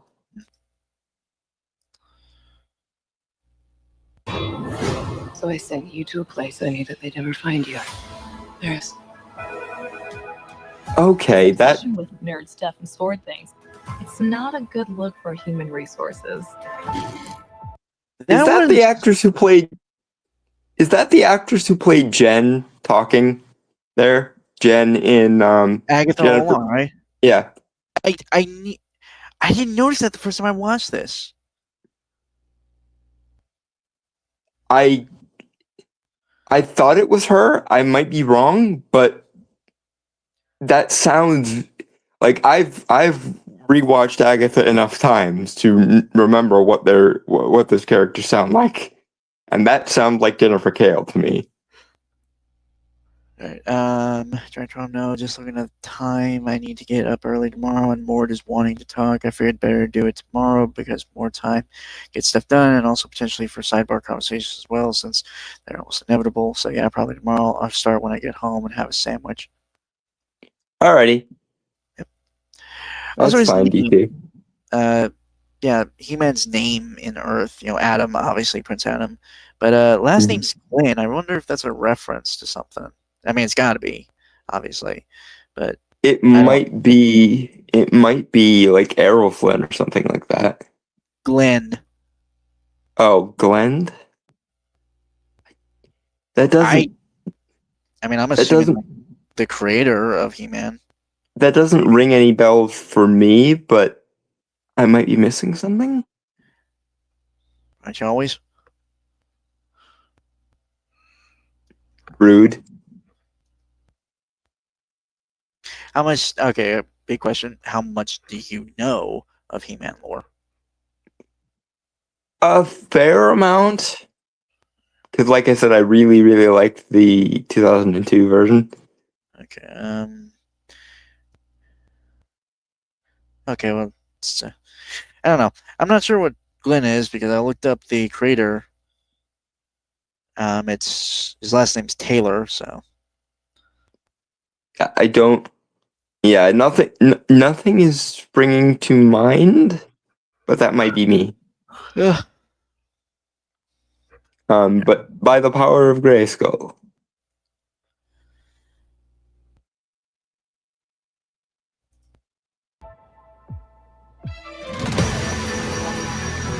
I know it sounds crazy, but that sword is gonna show me the way home.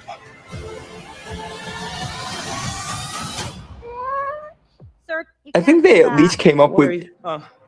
I think they at least came up with an interesting reason for him to be in Earth. Mundane Earth. Yeah. It's giving me like Phase 1 Thor vibes. But Kind of. In terms of like plot structure, seemingly. no, I know. I feel like you were going to say something. How like No, it's Thor minus all the Arthur C. Clarke ancient alien bullshit, which yay. and the overt Shakespearean. They could have done Shakespearean, although frankly even if they wanted to do a more serious Thor, they should have gone more operatic, because I mean probably the single most famous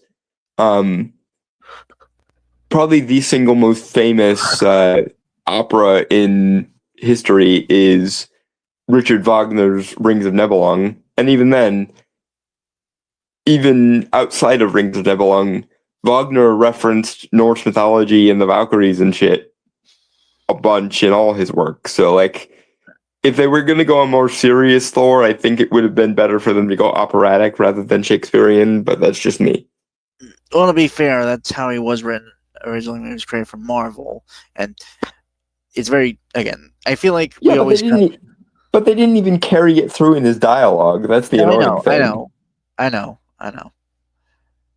Like, if you're gonna go Shakespearean on the grounds of it's what we did in the comics, then I expect Thor to do the Yay Verilies thing and all the other like memeable. I mean, voice stabs of Shakespeare. In Phase 1, at least, he did. Then they kind of just started acting it out. Not really, though. Like, it was surface level. I'm being generous. Yeah, okay? yeah.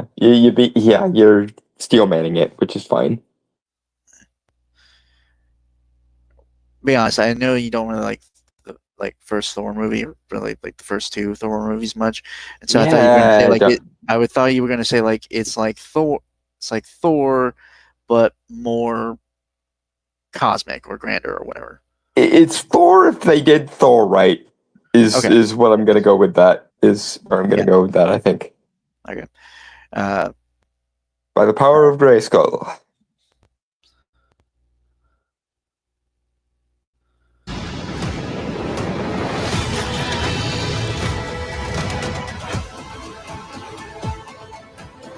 Hang on, it's about to get weird. Yeah, no, that is definitely the actress who played Jen and Agatha. No, that's not her. Different actress. Mm. She is in here, but I think she's part of the more ordinary world. Okay, fair. Yeah. That was Tila talking to him. Ah. Yeah.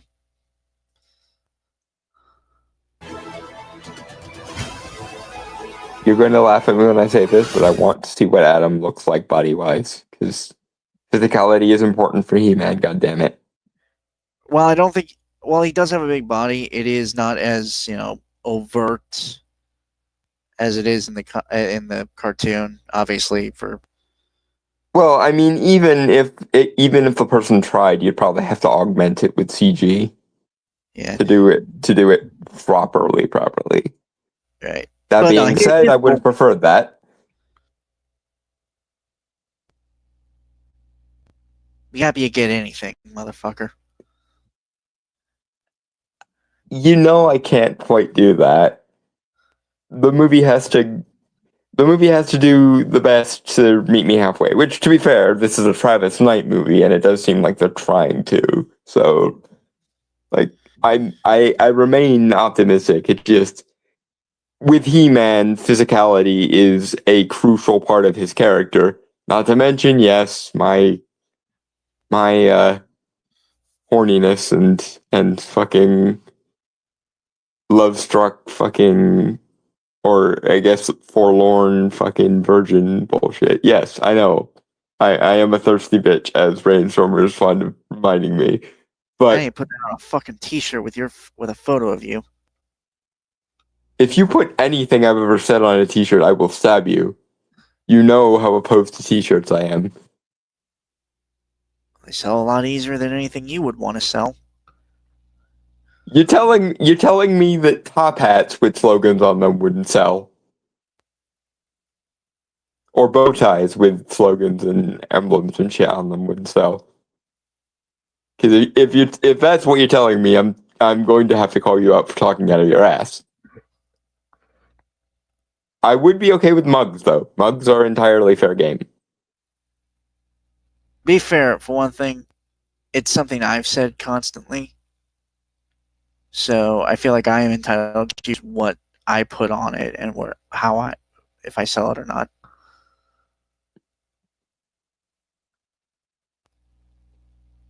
I'm tempted to gainsay you there, but I won't, despite every fiber of my being insisting that I do so.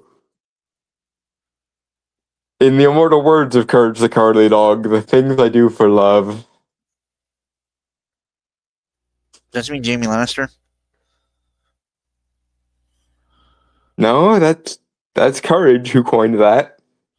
Oh, okay.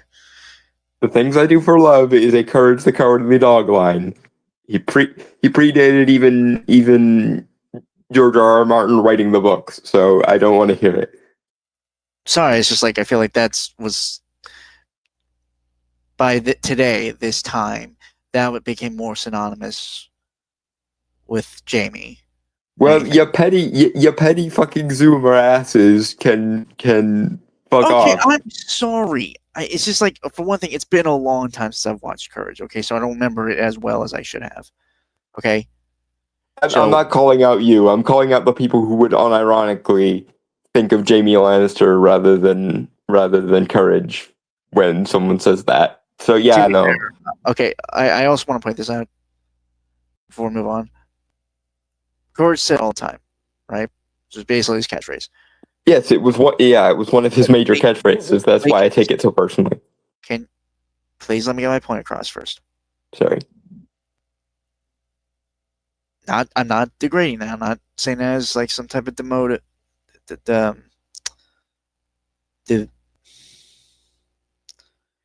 detract that. I'm not trying to detract that at all. I'm just saying, like, he said it all the time. Therefore, it was his catchphrase. When Jamie said it, like basically twice in the whole series, the first time he says it, it's met with the impactful end of that first episode of him pushing a child out of a window, basically to his death. When it first aired, we thought the kid would have died, right? Mm. Therefore, it leaves more of an imprint. And yes, it does also account the fact that my generation, while yes, I'm sure most of them would have grown up watching Courage, would have also seen Game of Thrones, depending. Even though Game of Thrones is most definitely not a kid show. I didn't watch Game of Thrones until like I was in high school, a few years after it started. Mm. Yeah. Just because you had to pay for HBO at the time. I mean, you still gotta pay for it now, but you know what I mean. Like, buy it on like cable or something. Yeah, it's a very different context. But And I was actually using it in Courage's context there.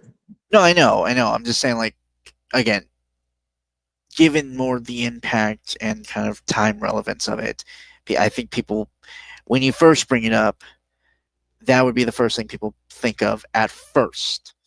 Anyone who unironically says that to me without the provisos that you rightly gave there, they're going to get stabbed. I'm sorry.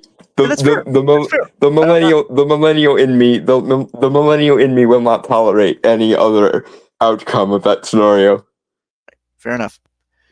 I will say, originally I thought this kind of like the lighting to me kind of seemed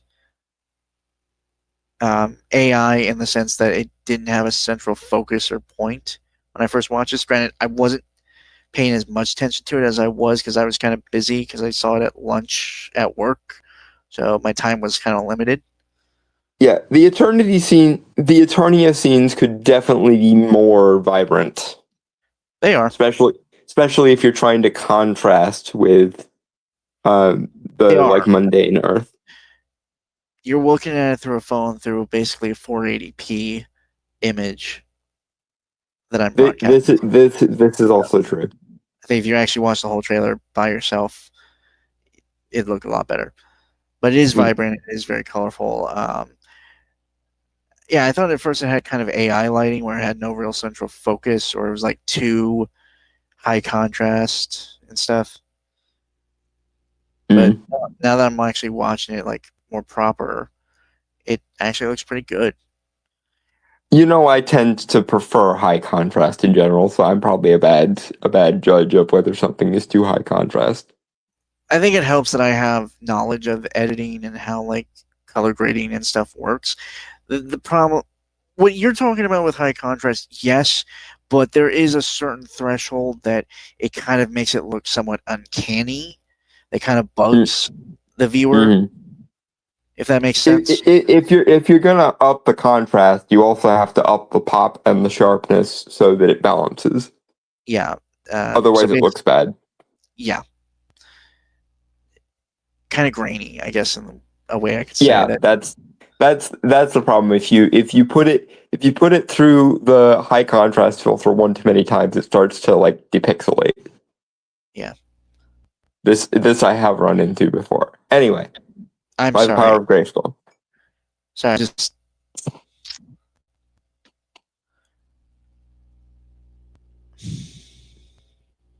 Go ahead. Darren, I just went back to the StreamYard tab and I saw Dren Turtle's comment.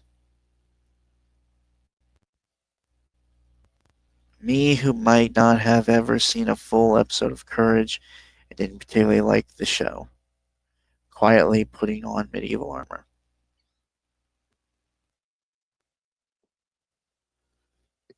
I would be angrier at you, Dragon Turtle, but I know your parents had weird hangups You know what? when it came to letting you be exposed to certain things. So that Brainstormer has full context of what I was talking about. Do you know that his parents didn't let him watch Ed and Eddie? I'm gonna refrain from saying something just out of respect. Man, because I don't know the particular context of Dragon Turtle and his relationship with his parents currently, so I will tell you about it off screen if you want me to. I don't want to explain the deeper reasoning of why on stream because it might qualify as doxing. Look, if Dragon Troll's okay with it, like I don't know, that was just for Ed and Eddie and also South Park, but obviously that one's obvious. Yeah, that's fair. Yeah, not letting kids watch South Park, I can at least understand, but to me, Ed and Eddie is the most like neutral show possible, so I can't imagine why anyone would have a problem with it. All right, Dragon Troll, the humor and art style for Courage just wasn't my thing. Okay, well.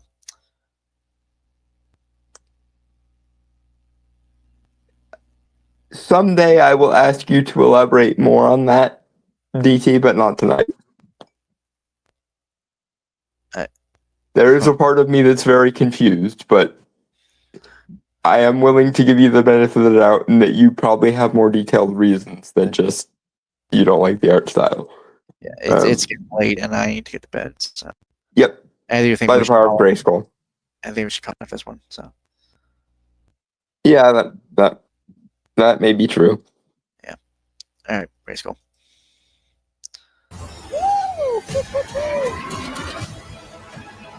What am I supposed to do? Take the sword. You protect them.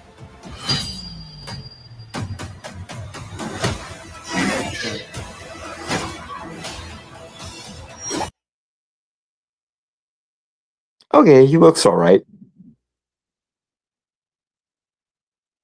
Build wise, I mean.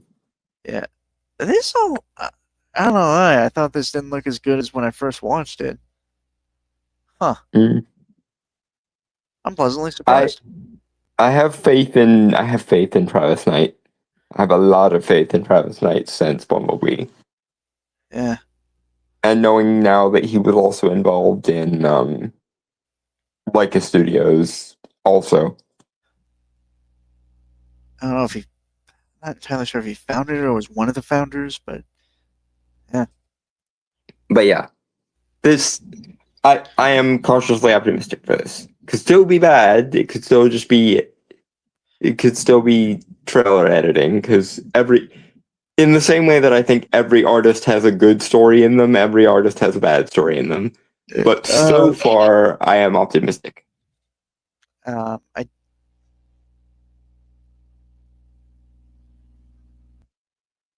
at the very least, even if it doesn't meet our expectations, it could still just be a fun, enjoyable movie, like a popcorn flick. It doesn't appear to be insulting the IP, which is always one of my biggest metrics for can I tolerate a thing. Yeah. Anyway, Grayskull. By the power of Grayskull.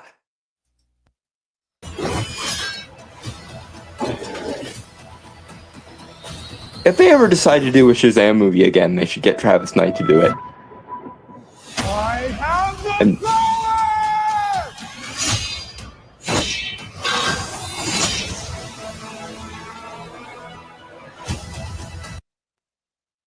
Okay, I am willing to concede he did that one mostly justice.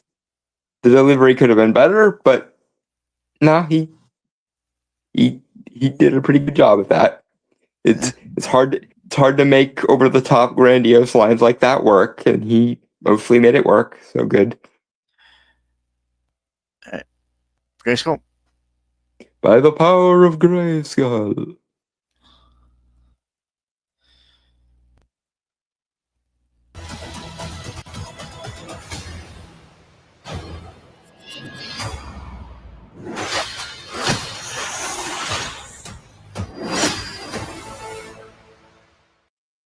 Ant-Man versus Skeletor, and he actually was pretty good.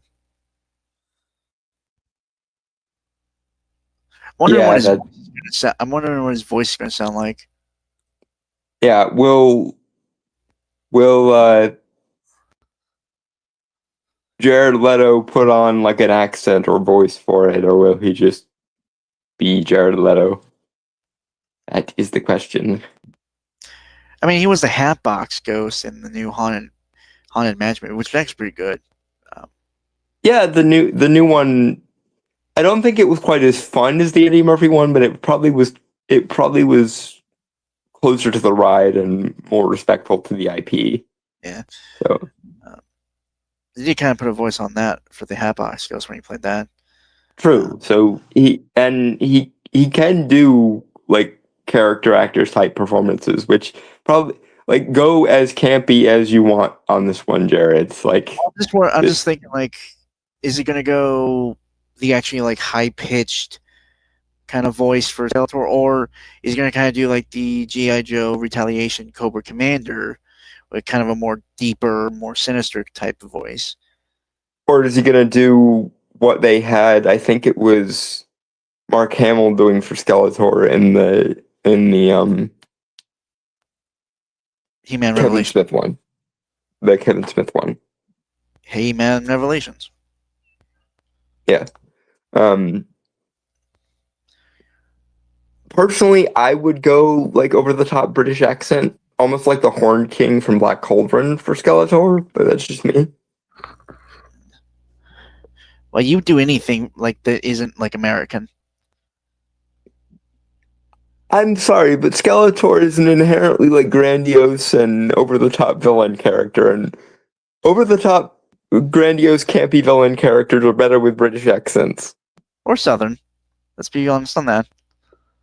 Yeah, you can also do like the old I mean, I'm school not saying- I'm not saying- like plantation owner like accent for a villain. That's also cool, but like I'm not saying doing that with Skeletor, obviously, but I think for a quasi medieval fantasy like Eternia, you're better off going for the over the top British villain role there.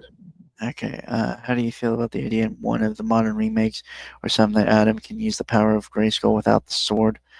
Just more like the Hulk than her He-Man. So not ideal at all. I mean, it makes him a little bit more like Shazam in that he just has to use the phrase "by the power of Grayskull," right? Which is what made me think of having Travis Knight do a Shazam. Although my ideal scenario would be a world where Joe Johnston of Rocketeer and Captain America: First Avenger fame, Paul King of Wonka and Paddington fame, and Travis Knight work together to make a period piece set Dr. Fate movie, or Dr. Fate trilogy even. But I have sung that tune forever because I'm hoping someday DC will see this and go, that is a fantastic idea. We are making that movie. I think the And- best thing he can do is classic Eggman, goofy and menacing at the same time somehow. I mean, yeah. Yeah, I'm not saying he should be entirely straightforward. No, but I'm I- just saying, like, the voice, I feel like for Skeletor is somewhat iconic.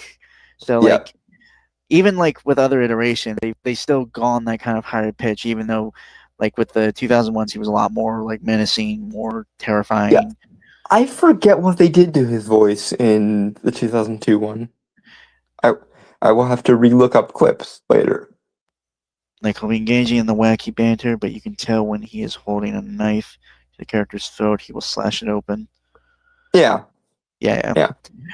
Anyway, with that, folks, I want to say goodbye, adios, la wiedersehen, sayonara, peace, cheers, and Shalom and fuck off.